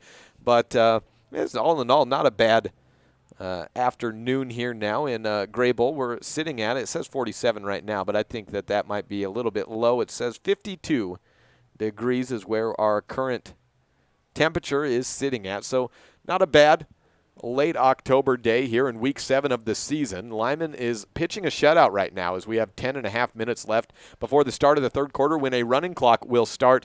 And I've become a little more familiar with these running clocks this year, covering a team that's gotten several of them going in Mountain View against their opponent this year. Once it starts the third quarter, we're only going to stop for timeouts, injuries, penalties, and scores. Other than that, the clock will run, and it actually starts to run on the whistle of the kickoff, so even before they kick off for a couple of seconds, that clock will start moving down. We'll take a look at some stats here. I've got 30 total yards of offense for Greybull, no scores, 14 rush yards, 16 passing yards, and 15 from Caleb Bottom, 6 from Felipe Gayton on the ground, and then some negative carries by Ben Kraft and Reese Aiden on the pickup of the fumble gave him some negative yards as well. Gaetan threw 2 passes. One was intercepted, the other one incomplete. Aiden Reese, I've got him at 2 for 12 and 16 yards, 3 interceptions. And so in all, 4 interceptions, the first 2 from Hagen Lamoureux, Jet Dickerson, and Blake Palmer picking up the most recent of the 2. Isaac Thusen with 1 catch, and Jesus Hernandez with another catch of 6 yards. Thusen with a catch for 10. On the Lyman side of things, I've got 5 touchdowns from Hagen Lamoureux, 1 in the first quarter, 2 in the first quarter, and 3 in the second quarter. Gains of 4, 2 yards, 2 yards, 2 yards, and 2 yards for Preston, and for Lamoureux, 6-yard carry into the end zone for Preston Brewer. For Carter Smith, I've got him with 1 touchdown pass on 5 of 5 passing. Everything he's been thrown has been going in, taking away 2-point conversion attempts.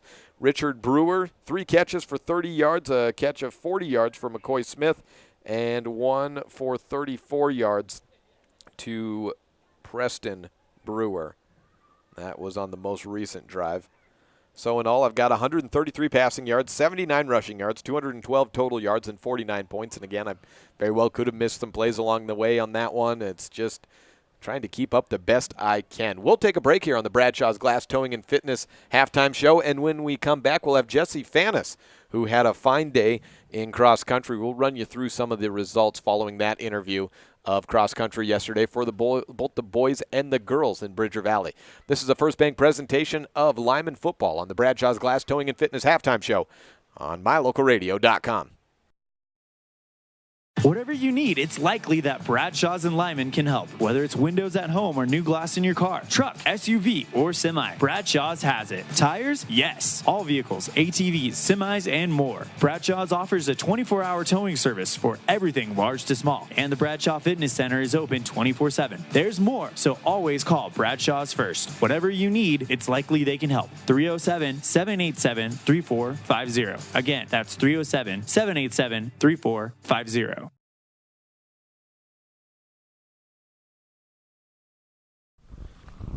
I have Jesse Fanis with me, a junior at Lyman High School, and you just reset your school record for cross country at the Rock Springs meet. Now, tell me a little bit about the time, how the meet went, all that sort of stuff. Going in, did you have that on your mind, or was that kind of a surprise when you got that? Well, I was hoping to break 17 minutes in the 5K, which was a lifetime goal for me. And when we get there, it was a little cold, a little windy, but in my mind, I really didn't want to focus on that. I really want to focus on PRing, and I didn't realize I was close to it as much as I was. I think got 17-19, and I think I could have gotten better if the wind wasn't so strong that day. And I was just really happy when I came across the line. When was the last time that you set this record? Was it just a couple of weeks ago, or has it been a while? It was 2 weeks ago at Saratoga. And before that, was that also your record that you broke, or was this finally going back to someone's record that you broke previously? It was my record that I broke. How far do we have to go back before when's the first time you broke a school record and it was someone else's? I was sophomore. It was the 3rd week of my sophomore year. Do you remember who that was? Just Charles Lalton's record. He was in school, 2013, something like that? You probably would have been late elementary or junior high then? Yeah, junior high probably. Did you know him? Yeah, we were same. We went to the same ward together.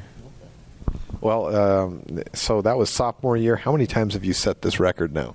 I'll go on a spree where each week I'll PR and break it, but probably about maybe 7 times I've done it. Is it getting oh yeah, I got the record again, or do you have a goal? You said 17 minutes. Do you have an ultimate goal you'd like to get it down to? Hopefully I can get it down to 16:30. That's my all-time goal probably. With the Lyman cross country team, obviously you guys are on the lower end of size, and the school's in 3A, so you're kind of up against it there. But how do you feel about how this team's done? I was talking to your coach earlier today, and he said that this is as successful of a cross-country program as Lyman's ever had. Yeah, I think we have really progressed a lot throughout the season, and like my freshman year we have faster times than we've ever had. Than my freshman year, our fastest time was like maybe 18:20, and now our middle guy is running a 18:10. So it's just really just really hard work that we go through. What do you think has led to that, of the program continuing to build on its own success? I think summer running, because we have a big old thing in the summer where we have this challenge. If you run this 5-mile hill 5 times, then you get to like get a shirt. So it's more like a thing everyone wants to do in the summer. So I think that's a big thing for our progress in the year. In the springtime, you run track. Are you a distance guy, or do you get a little shorter in the springtime? Distance. I do the 2-mile and 1 mile. And I know you guys are all crazy. You go cross country, you run 5Ks, you're doing 2 mile, 1 mile. Where do you find your enjoyment in that distance running? I think I'm more of like a longer person. After 2 miles, that's where I really feel like that's where I should be, because the first 2 miles of my race, I'm just thinking about form and everything after that, and then the last mile, that's where my excitement comes in. That's where I start to come down the line with passion and just want to pass people. Do you ever get jealous of the people running the 100 meter? No, not really.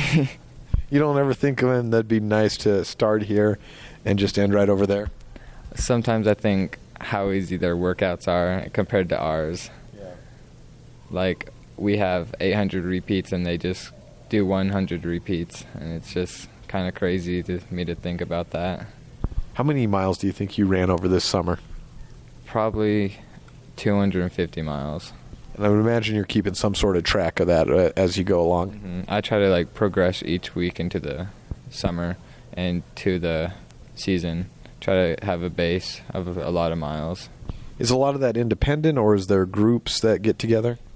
Every Monday, Wednesday, and Friday, we have a group in the morning get together, but usually I go independent or with my little brother. You also play basketball. That's kind of a marathon of running back and forth, but I don't imagine that compares to the amount of miles you're putting in the off season. But what do you like about basketball? I'm a really big Steph Curry fan, so sometimes I like to go into the gym and just mess around and shoot threes. You don't shoot like him, do you? I don't think I do, no. That'd be pretty good news if you did for the team. I was referring more to his kind of funky release style. I don't really have a great form. I just do it for fun, really. So how did you become a Steph Curry fan? Because he beat my favorite team in 2016, the Oklahoma City Thunder, and after that I always loved him. And then Durant goes over to Oklahoma City. Did that have any effect on it? It did, yeah. I guess from Oklahoma City to Golden State is what I should say. And then now he's in Brooklyn, but you're sticking with Steph throughout this? Yeah, but I still love Russell Westbrook. I like to see him get back at Kevin Durant a lot. Isn't he on, like, the Rockets now? Yeah, he is. Season's starting soon. Probably in the next week, and I'm trying to figure out who's all on what teams. Got Jesse Fanis here, a junior at Lyman High School. Let's talk briefly about school. What's your favorite subject? Probably English class. I like to write and read. What are some of your favorite books that you've read? I'm a really big Harry Potter fan. Okay, but you don't get to read those ones in English class, do you? No, you don't. What about a book you've read in class? Can you name off any of those?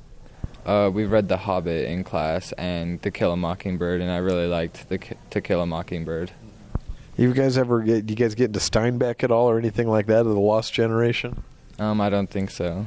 Man, this is changing. I guess probably in 10 years they will be reading Harry Potter in high school. Did you start pretty early on that as far as like getting into those books when you were pretty young? Yeah, I was always in love with the movies and the books. I've read them at least 7 times all through. 7 times? Even like, isn't there one that's like 690 pages or something? Yeah, they're really big, but Audible is a big thing that I do with that. Oh, so if you listen on Audible, do you count it as having read it? Yeah, I do. I do too, actually, because otherwise I drive too much. I don't have time to read otherwise. I got Jesse Fanis.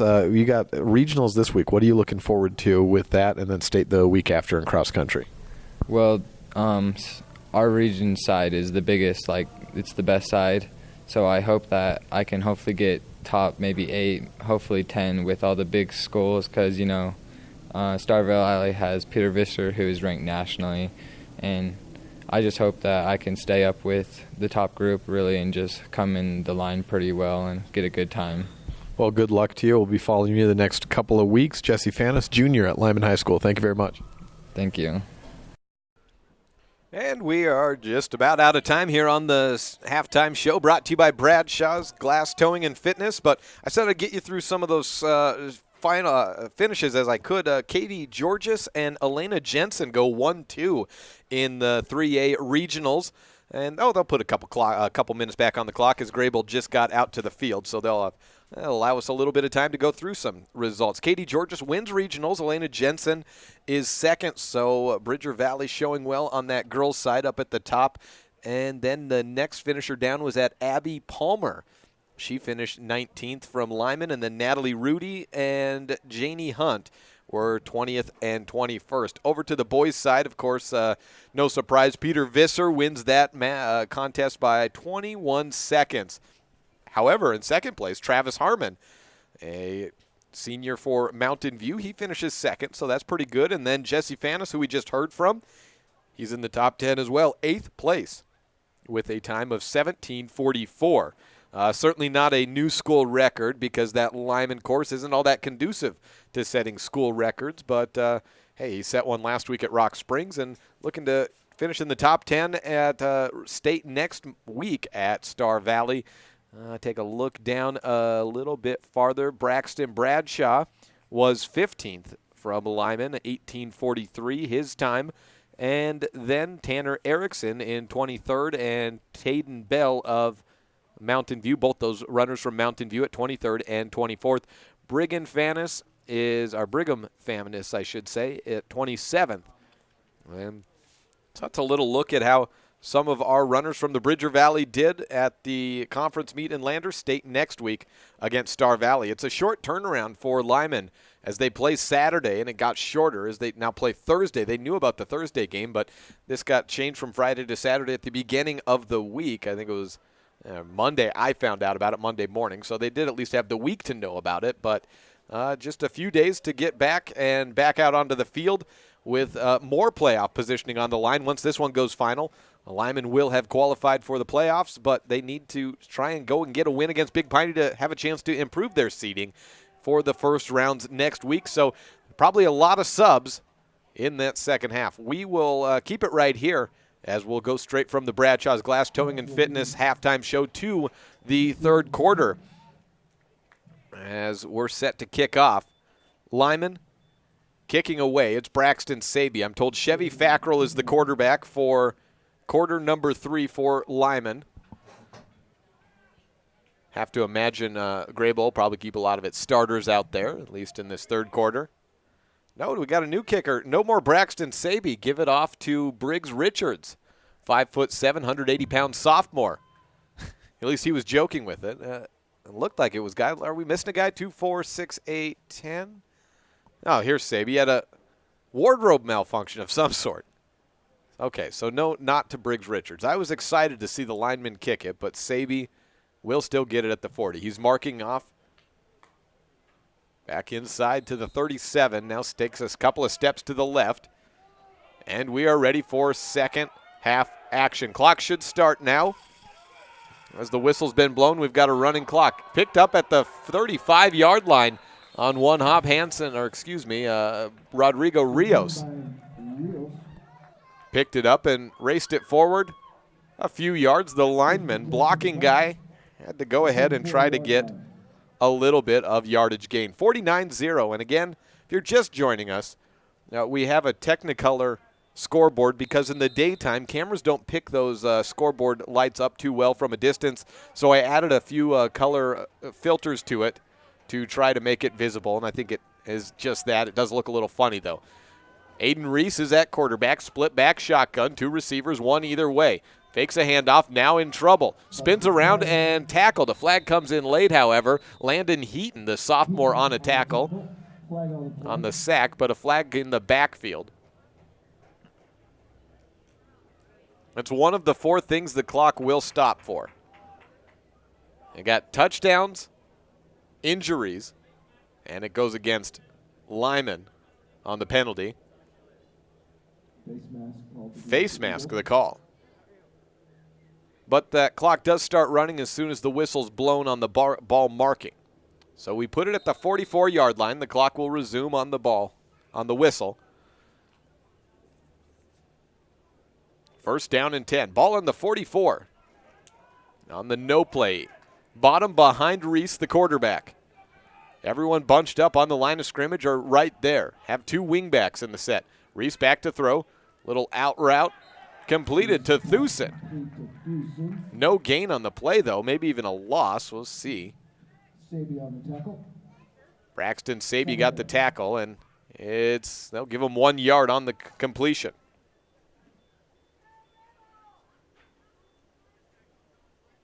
$17 yards for Aiden Reese. Second catch for Thusen. On the season, that's his 4th reception.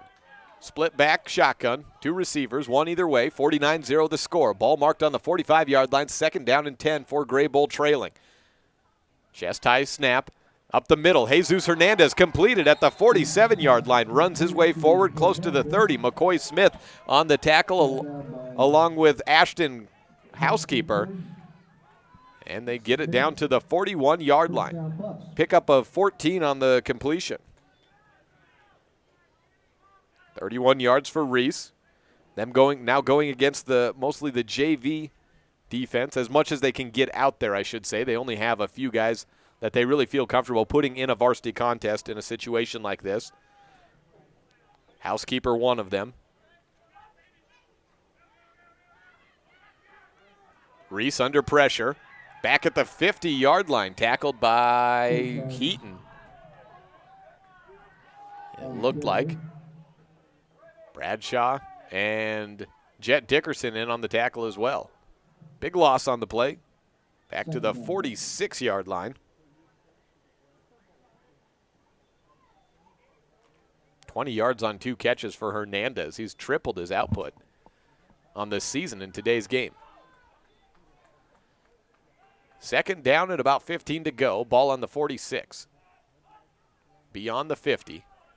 Reese hurls it deep, and another interception. Picked off, number 4 on Reese on the day, number 2 for Blake Palmer. 5 in all. And the clock continues to roll at 8:40 and going down. Eagles take over, 1st and 10. Well, the possession was working well for Greybull. They got it at about the 40-yard line to start off the drive. But it stalls again on a turnover, which has been the situation just about all day for this team out of Bighorn County. 49-0. And Braxton Saby is back along with Fackrell, the quarterback. Blitz coming. Hand off to Saby. Up the middle. And toe tackle for a gain of about 3. Out to the 40. Second down, Eagles. 13 yards for Saby. Start the drive on the 42-yard line, does Lyman, for their first of the third quarter.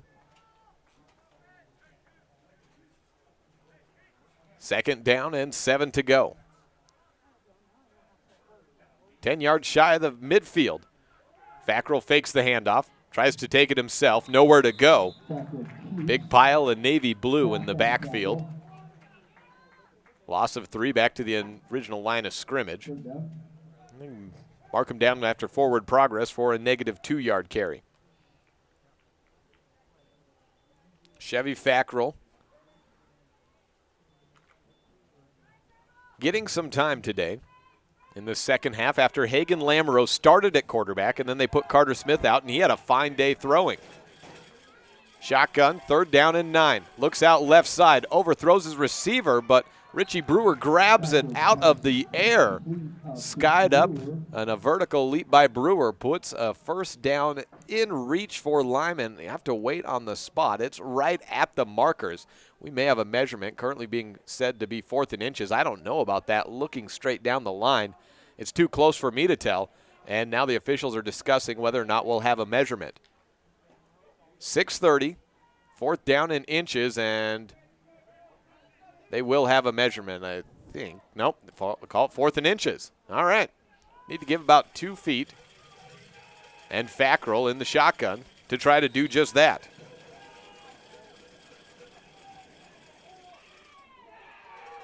And nowhere to go, a loss and a turnover on downs. Fackrell on the negative. Back to Greybull.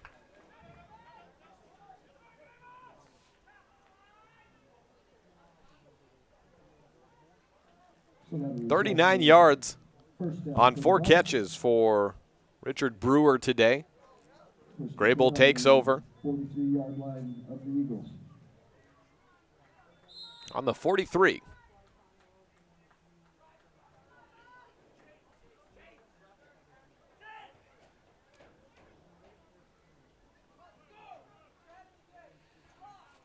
Aiden Reese in the shotgun, pistol. 2 receivers either way. Hands off to bottom. Now a flea flicker. Back to Reese. Up the middle. Overthrows Hernandez. A flag comes in. Probably illegal touching on the defensive side. I had Braxton Saby guarding Hernandez. It was also nearly picked up by McCoy Smith out there. Flag on the play. Clock stops on the penalty at 5:16 left in the third quarter. 49-0 in week 7. Lyman on their way to qualifying and being the final team for 2A to qualify for the playoffs. Pass interference on the defense, indeed. Called against Braxton Saby, guarding Hernandez. I saw him, I think, get a hand around on the right arm of Hernandez as he was attempting to make the catch. Shoots the line of scrimmage all the way forward to the 28-yard line. Clock rolling. 2-back pistol. 2 receivers. Reese on the 28. High shotgun snap, pitch out left side to Castro. It's a receiver reverse. Gaetan dropped it. Ball still squirting around on the ground. Castro came away with it, but lost down to the 43. Well, the line of scrimmage was at the 28. They lose 15 on the play. Buffs retain possession. 2nd down for the Buffs. Bring a 2nd down and 25.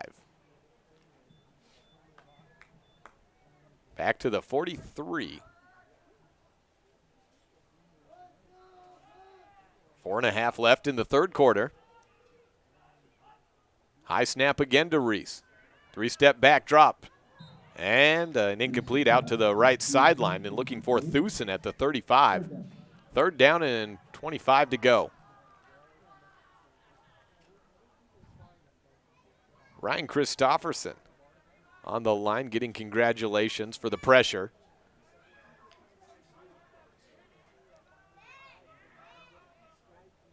Greybull taking their time in the huddle. Under 4 minutes to play.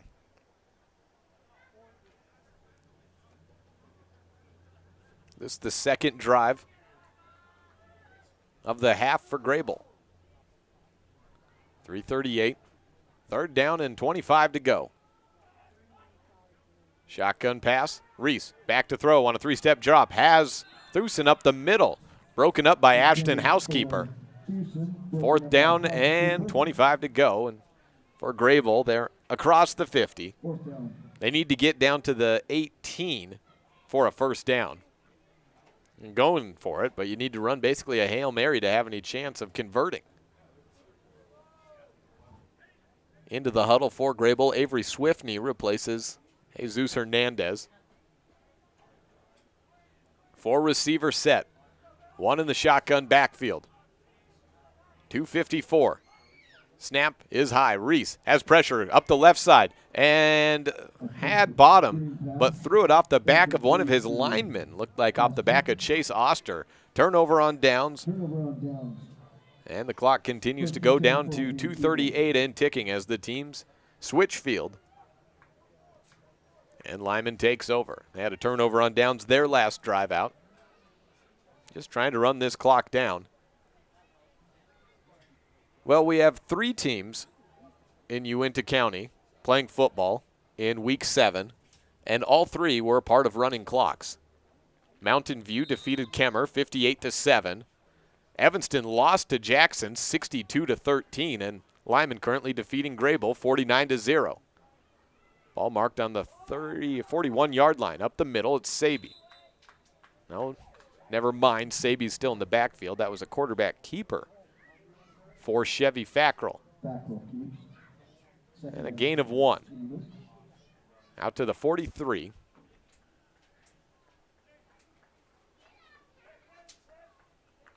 So for the 2A teams in Uinta County, that's pretty good. A little dubious for the team in 3A, as Evanston drops to 0-7 on the season with one game next week against the undefeated Star Valley program.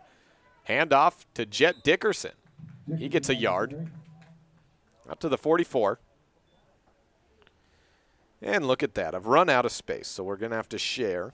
Jet, you're going to have to share with Richie Brewer's running total. And actually, he didn't even carry the ball. I just wanted to mark down his 81-yard punt return, our kickoff return to start the game.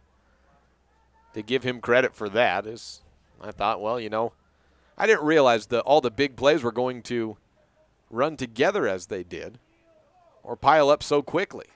Final minute of the third quarter, we'll have the Jeff Piper and Farmers Insurance fourth. Following this, pistol back. Fackrell has pressure up the middle. Takes it himself. Bowling ball forward past the 50 and close to the first down yarder. He is looking a lot like Carter Smith when he races the ball forward. Lowers the shoulder and just looks for the hole in straight line if you don't find it. Past the 50-yard line to the 49. Fourth down and inches to go. Timeout taken by Lyman. We'll take it with them. Be back with 19 seconds left in the third quarter when we return. This is a First Bank presentation of Lyman football. 49-0, Lyman leads Greybull on mylocalradio.com.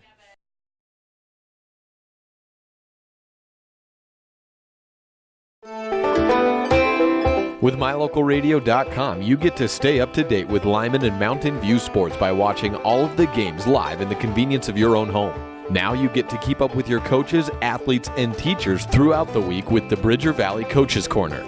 Weekdays during the school year, the Bridger Valley Coaches Corner will run on KNYN 99.1 FM at 3 p.m. and keep you up to date with the most interesting storylines from Lyman and Mountain View in football, volleyball, basketball, swimming, running, golf, and more. We'll also check in with different students and teachers from the two schools throughout the year. 3 p.m. Monday through Friday on KNYN 99.1 FM is the Bridger. Well, the rules have gone out the window here on a Saturday afternoon game. 49-0 on the Benedict's Market and True Value board, and they ran the clock down according to the officials' demands. So 19.3 seconds timeout. The clock still runs. So we're in the Jeff Piper Farmers Insurance of Evanston. Fourth quarter and fourth down and 1. Fackrell up the middle, trying to gain that final yard. He stops shy. The pile drives backward at the 50-yard line, a loss of 1 on fourth and inches to go, and a turnover on downs for Fackrell and the Lyman Eagles offense.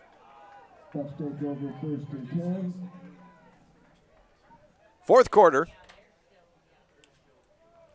Clock moving, down under 12 minutes. And scores, for. So they start the drive, Greybull does, with, let's say, 11:05 left in the fourth. Brought to you by Jeff Piper Farmers Insurance. And they're down a lineman. Chase Oster hustles out to the right guard position.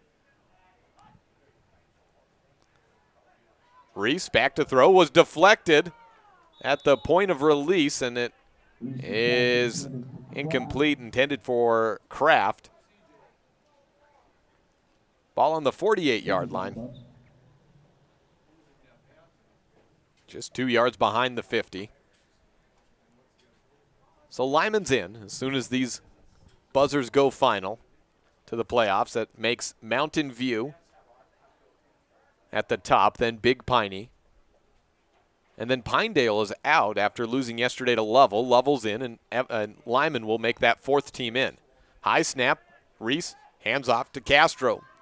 Back to midfield, and that's it. Give him a yard and a half on the carry.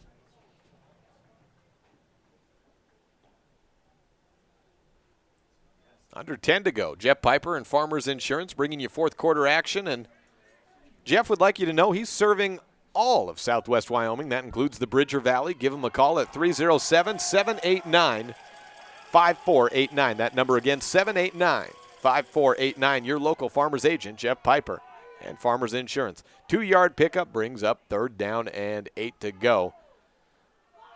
Reese, quarterback keeper, design draw play, back to the line of scrimmage, and that's it. Ryan Christofferson on the tackle. Hanson Bradshaw there as well. Fourth down and needing to get down to the 42-yard line. He got 8 yards left. Isaac Thusen enters the huddle, replaces Caleb Bottom. That signals a 4-receiver set for Greybull coming up. About 9 minutes left in the Jeff Piper Farmers Insurance fourth quarter, and indeed we do get 4 receivers, 2 either way. 1 back pistol form. Awaiting the snap. Reese with the cadence high at helmet level. Crossing pattern up the middle. Intended for Hernandez, goes over his head, and Isaac Thusen had a chance at it, but just missed as well. Turnover on downs. And we're down to 8.5 minutes to go. Lyman takes over on what I hope, I guess, for my book's sake, is their last drive of the day because I'm out of space. 8, 10, 12, 13th drive of the day for Lyman. And it comes right at midfield. Let's say 8:15 is when they take over. The yards won't be that high for Lyman today because they got such great field position throughout. But there's no doubt the offense has been dominant. Blitz up the middle from Kraft. Gets the handoff away to Saby. 7-yard carry on the play from the 50 down to the 43. Braxton Saby, straight left of guard. Ben Kraft was shooting right up the middle and penetrated the line of scrimmage quickly, but the ball was already out and ahead to Saby. Saby with 20 yards on 5 carries. And again, I'm sure I've missed a few as the plays have been rapid fire throughout today. Ball in the 43, second down and 3. 7.5 to go. 5-man front for Greybull. Handoff is brought down in the backfield. Big play for Ethan Dalen there. A handoff went to Casey Simpson, his first carry of the year by my count. Do not have him in the stat sheets other than with that play right there.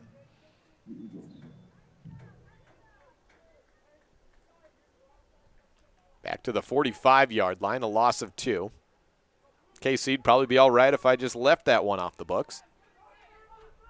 Shotgun form. Fackrell set up, takes the handoff at the 50 to the 45, and nowhere else to go. Third down and 5 becomes 4th and 5. Right at the 45-yard line and 6:40 to go.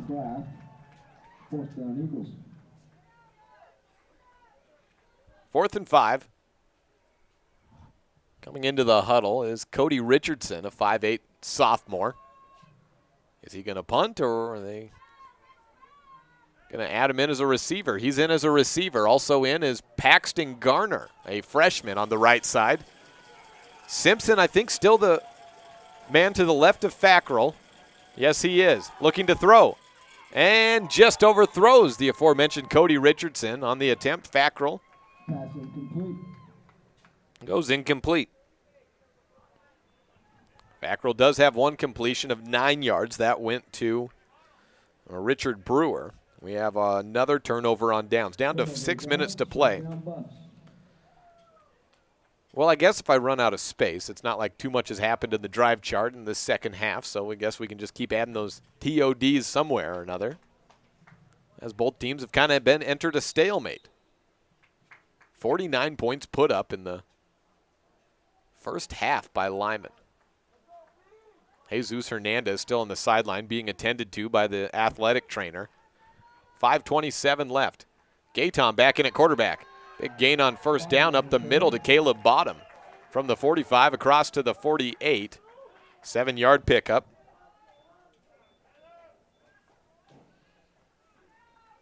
Longest run of the day for Bottom. Pistol split back. 2nd down and 3 to go. Bottom again takes the handoff. Forward, right outside, finding sideline. May go all the way. 20, 10, pushed close to out of bounds. He is out at the 2 or 3 yard line, maybe the 5. Bottom nearly went all the way there. Big gain on the play. Wait on the spot to see where they put him. By my untrained eye, I think it's about the 7 yard line. And call that a gain of 35. And the handoff again to Bottom. He takes it the rest of the way, and Greybull's broken the shutout. Clock stops at 4:39. Touchdown number 1 of the day for Greybull here in the Jeff Piper Farmers Insurance 4th quarter. Bottom taking it the remaining 42 yards down the field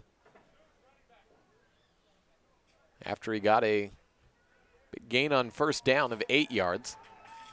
50 yards on the drive, and all things said. 65 yards on the day. Clock stops at 4:21, so Lyman will get the ball back at least one more time. 2-point conversion to Irving Castro is good.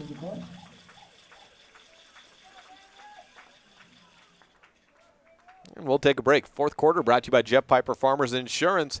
Kickoff when we return. This is a First Bank presentation of Lyman football on mylocalradio.com. Making an informed decision when you choose coverage for you, your family, and your home is one of the most important decisions you'll ever make. Jeff Piper, Farmers Insurance agent in Evanston, is here to help you get the coverage that is right for you at the best value. Find out how much you can save each month when you combine home, auto, and life insurance. Call Jeff Piper with Farmers Insurance at 307-789-5489 or stop in at 341 Front Street in Evanston. Jeff Piper, Farmers Insurance. 49-8 the score on the Benedict's Market and True Value board. 41-point differential between these two. And the kickoff coming up. We'll have the clock running as soon as the whistle is blown by the official. This is just the 2nd kickoff today for Greybull. Looks like Braden Thomas kicking off.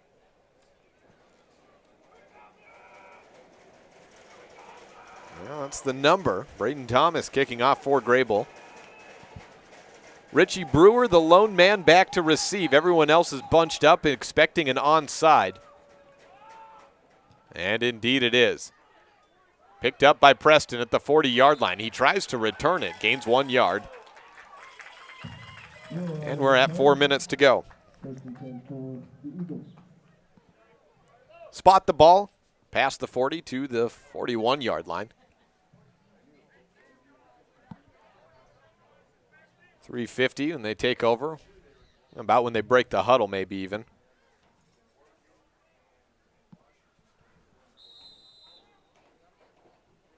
Play clock stops. Ball is at the 41-yard line. We'll have a Thursday-Friday doubleheader for you. Back-to-back days on mylocalradio.com of the Bridger Valley. Lyman is playing on Thursday. And, I think we're going to have too many men on the field here. Let's see if he gets off in time. And probably too many men in the huddle. And let it go, I guess. Hand off to Casey Simpson. 44-yard line, so a pickup of 3 on the carry. Got everyone off in time, apparently. 3:13 and ticking down.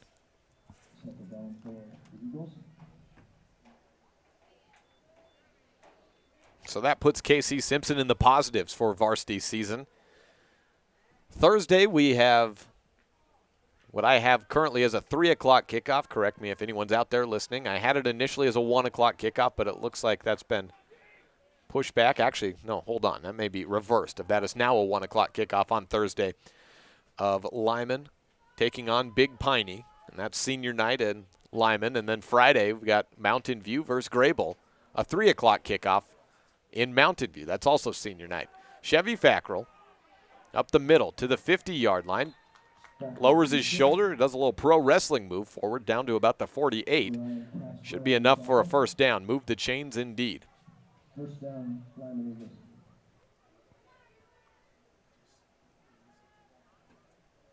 Puts Fackrell in the positives by my count. Had a couple of negative yard gains and having to drop on the ball here and there. Closing minutes down to 123 seconds left in today's contest. 1:55 p.m. Noon kickoff. I think it was 11:59. 49-8 on the Benedict's Market and True Value board here in the Jeff Piper Farmers Insurance fourth quarter. And a knee taken by Fackrell. Victory formation out of the shotgun. Had a player go down in the line. Getting helped up, and hopefully he's all right. Well, I said Fackrell was into the positives, and he'll probably be all right with this one. Going into the negatives, that's your job as a quarterback in the running department, to take those negative gains at the end in sake of taking a knee. Fackrell about 4 yards back again in the shotgun. And takes knee number 2, down to 1:05 left. Second down and 13. Bring it back about another 3-4 yards. I said it at the half. The numbers will not be overly impressive offensively for Lyman today, just because the field position that they've had was so superior in the first half. Their first drive went one play for 4 yards and a touchdown. That's what happens when you get the opening kickoff 81 yards down the field. And knee number 3 taken. That's it for Lyman and Greybull. 49-8, the final on the Benedict's Market and True Value board. We'll take a break and close out this Jeff Piper Farmers Insurance fourth quarter by letting you know that Jeff knows the insurance game, serving the Bridger Valley, Evanston, and Southwest Wyoming. And call him at 307-789-5489. He can tell you how much you can save by bundling your insurance. You know, home, renter, autos, RV, ATV insurance. He'll break it all down for you so that it makes sense and then you can figure out how to best protect what is important to you. The whistle blows. 49-8 the final on the Benedict's Market and True Value board, and this has been a First Bank presentation of Lyman football on MyLocalRadio.com and KNYN 99.1 FM.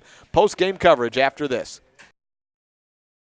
The best live coverage of local sports, weather, local news, and radio classifieds, plus online streaming music, giveaways, and more. It's all on MyLocalRadio.com. Watch as your high school teams clash with their biggest rivals. Listen to the latest from your team's coaches. Catch up on local and regional news and stream your favorite music. Visit MyLocalRadio.com. Like us on Facebook and stream it all live.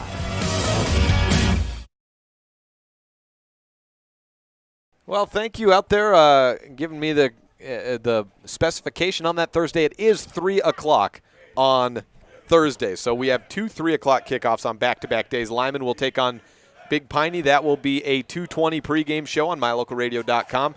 And then 2:20 on Friday as Mountain View takes on Greybull, this team right here. Again, 2:20 pregame show for that 3 o'clock kickoff, both on MyLocalRadio.com and on KNYN 99.1 FM. 49-8, and I did not have any time to run over any stats or add them up over that 30-second break, so just give you that as specification on the times for Thursday and Friday next week. When we come back, we'll have those final stats added up and close out this post-game show here as Lyman advances to the playoffs with a win today, 49-8 the final over Greybull on a First Bank presentation of Eagles football on MyLocalRadio.com. Making an informed decision when you choose coverage for you, your family, and your home is one of the most important decisions you'll ever make. Jeff Piper, Farmers Insurance Agent in Evanston, is here to help you get the coverage that is right for you at the best value. Find out how much you can save each month when you combine home, auto, and life insurance. Call Jeff Piper with Farmers Insurance at 307-789-5489 or stop in at 341 Front Street in Evanston. Jeff Piper, Farmers Insurance. If you want your truck to really catch the eye, have the professionals at Plains Tire in Evanston install a custom lift kit with new tires and wheels. We've got a huge selection to choose from, so no matter what your style is, we've got the tires and wheels to make you smile. The way your truck looks reflects on you. Get the reflection you want with a lift kit, new tires, and wheels from Plains Tire in Evanston, the tire professionals. 157 Bear River Drive. Stop in today. Hello, this is Dr. McKay Frankham. Something I've really enjoyed as a dentist over the past 20 years are the lasting friendships that I've formed with many of my patients. My staff is really great, and we try hard to make sure that every patient feels a warm welcome. It doesn't matter if it's your first visit or if you've been with us for years. Every patient is welcome and always appreciated. Our goal is to provide the best dental care possible at reasonable rates. Please call us today to schedule your appointment at 307-789-8910. Go Red Devils! We hope you're enjoying this MyLocalRadio.com exclusive broadcast of Bridger Valley Sports. We love being able to travel around the state to bring the action on the field or court back to you watching at home. Let's face it, doing all of this would not be possible without all of our great sponsors. We appreciate the support the following businesses and individuals show to both Mountain View and Lyman Sports. Bradshaw's Glass Towing and Fitness. Whatever it is you need, Bradshaw's can probably help. The Come On In of Casper. When it comes time to cheer on your Buffs or Eagles at state, the Come On In is your best bet for a great night's stay. Auto Farm Chevrolet in Evanston. General Manager Dennis Lynch invites you to come and experience a community-driven dealership. Evanston Regional Hospital. Quality health care close to home. Bridger Valley Motor. Got a check engine light blinking? Don't guess at what the problem is. Take it to Slim at Bridger Valley Motor in Lyman. And Achieve Sports Medicine and Physical Therapy. No excuses, just results. Thank you to all of our Bridger Valley sports sponsors. It's human nature to think the grass is always greener on the other side of the fence. That's not always true, especially when it comes to buying vehicles. This is Dennis Lynch, General Manager at Auto Farm Chevrolet. Dealerships pay the same price for new vehicles across America. The fact is, the best deals are right here, in your own backyard. The difference is that our employees are your neighbors, people you can trust. Please visit us first, Auto Farm Chevrolet. We are your community-driven dealer. Your mobility affects every aspect of your life. When you suffer from an injury that decreases your mobility, or maybe you're just noticing that you're having a harder time balancing and your flexibility isn't what it used to be, call Randy Christofferson at Achieve Sports Medicine. Randy will work with you to improve your overall health by reducing pain and improving mobility. Schedule your appointment today by calling 307-747-4627. Achieve Sports Medicine in Lyman. No excuses, just results. Back here post-game at Greybull, Wyoming in the Bighorn Basin, where Lyman comes in and qualifies for the playoffs by a way of a 49-8 victory over the Greybull Buffaloes. And let's start off by saying it's a great, precise performance right out of the gates, and was a harbinger of things to come. Richie Brewer takes the opening kickoff 81 yards down the field, down to the 4-yard line. That sets up a 4-yard touchdown run by Hagen Lamoureux. And that right there is your Dr. McKay Frankham precision play of the game, the 81-yard kick return from Richie Brewer. So thank you to Dr. McKay Frankham, offering affordable dentistry close to home, available in Evanston, Wyoming. Dr. McKay Frankham bringing you precision plays of the game through all sports in the Bridger Valley throughout the entire season. I said that the offensive numbers for Lyman would not be overly impressive or indicative of just how well they played today, and they are not. They're 196 yards is what I have, which is fewer than what they had at halftime. They had 212 at the half. Well, that's what happens when you get a running clock, when you get the field position as Lyman did throughout this game all game long. You don't have to gain a ton of yards, and then you put your backups in, and they are just there for one thing and one thing only. That's to advance that clock down to zeros and keep everyone healthy. It looks like we got out of today with everyone on Lyman healthy. Greybull had a little bit of an injury issue, or concern, I should say, early on, as Irving Castro and Isaac Thusen banged heads. But they both were able to return, and everyone seemed okay. So that's good news. For Greybull, they are out of the playoffs. For Lyman, they are in. Where they seed, I understand. I think that they could get as high as number 2. It would require Lovell to lose to Kemmer. And then for Lyman to defeat Big Piney, who they have Other than that, I think if Big Piney wins or loses, if Big Piney loses, they can drop to 3, potentially. No, I think even then, because Big Piney defeated Level. So I think Big Piney's in at 2, unless Lyman would have all that happen. And then I think I might be a little bit off on all that math right there. Take a quick look at the standings as we have them all, so I can have a little bit of reference points as to what I'm talking about. So Big Piney now is 4-1. Level is 3-2. Lyman is 2-2. So, yeah, there you go. Lyman now 3-2. And they would be, Lyman could jump to number 2 with a win over Big Piney and a Level loss to Kemmer. Kemmer has not won on the season. They were within 1 touchdown of this Greybull team, so I think you're probably looking as a number 4 seed for Lyman most likely. If they do get the victory, however, over Big Piney, I guess they could jump to 3 then, because then Level with a win, they would it gets kind of confusing. I don't know. We'd have 3 teams at 4-2 if Level wins, Lyman wins, and then Big Piney, of course, loses. We'd have 4-2. Level would have the tiebreaker over Lyman. Lyman would have the tiebreaker over Big Piney, and Big Piney would have the tiebreaker over Level. So then it would go to point differential. So that would be I'd have to look at that one specifically. So I guess everyone's still technically in it as far as where they could finish. But good win for Lyman today regardless. I'll stop trying to figure out the math on that on the fly. Run you through some stats. I have Hagen Lamoureux with just 40 yards today, and that seems low. But he did have some negative gains, and he didn't really carry the ball at all in the second half. And when he was carrying the ball, he was close to the end zone. 5 touchdowns in all. He had 2 in the first and 3 in the second quarter. Preston Brewer, 5 carries for 36 yards and a touchdown. Braxton Saby had 20 yards on 5 carries. Casey Simpson gets 2 carries and gets a positive yard, so we'll mention him. 1 yard for Casey Simpson. Chevy Fackrell played the entire second half at quarterback, completed 1 pass for 9 yards. Richie Brewer had that great kick return of 81 yards that we talked about, and Jet Dickerson gets 1 carry for 1 yard. Hagen Lamoureux throws 1 pass. He completes it, or he makes 1 completed pass, I should say, for 27 yards to Richie Brewer.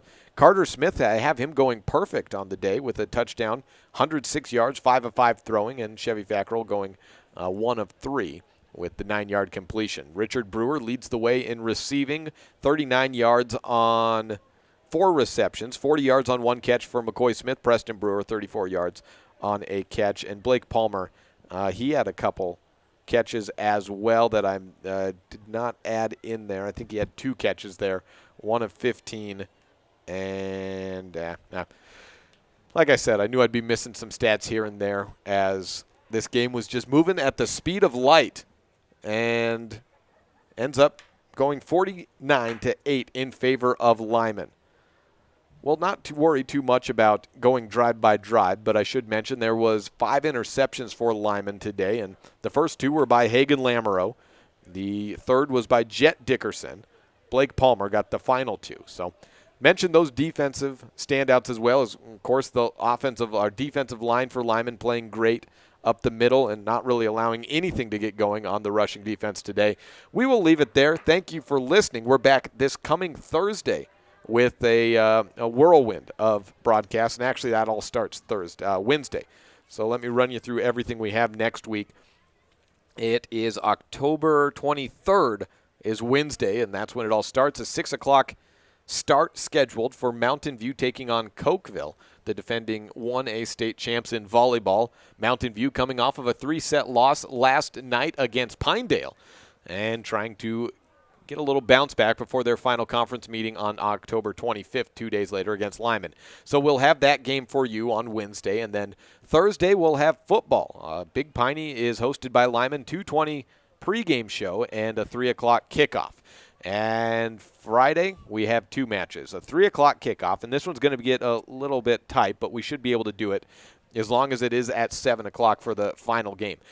At 3 o'clock, with a 2:20 pregame, Mountain View will be hosting Greybull, and we'll bring that game to you for football.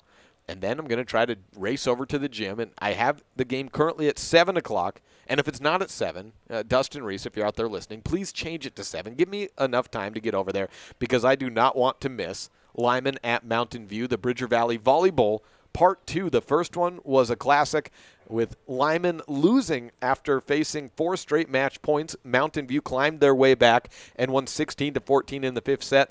Lyman is as hot as they've been all year long. They're coming off of a 5-set victory over Pinedale 2 nights ago. So this one with now Lyman sitting at 2-2. Is that right? 3 games? No. 1, 2, 3. Make it 3-2. They're 3-2 with 6 total games in conference. They're 3-2. Mountain View with the loss to Pinedale. They're 3-2. So this game will be the decider for who's number 2, who is number 3 for the state or for the regional playoffs next week after that. So I guess we're looking at 13 days from now we'll be at regionals, maybe 12 days. These Saturday football games, they have me all bound up and twisted around. But either way, we have volleyball Wednesday, Mountain View versus Cokeville. Football Friday, Big Piney at Lyman. Football Friday after football Thursday, Big Piney at Lyman. Big Piney at Lyman on Thursday.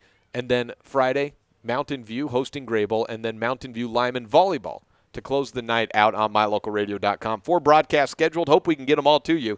Until then, I'm Jake Hibbard. Thank you for listening. We'll see you next time.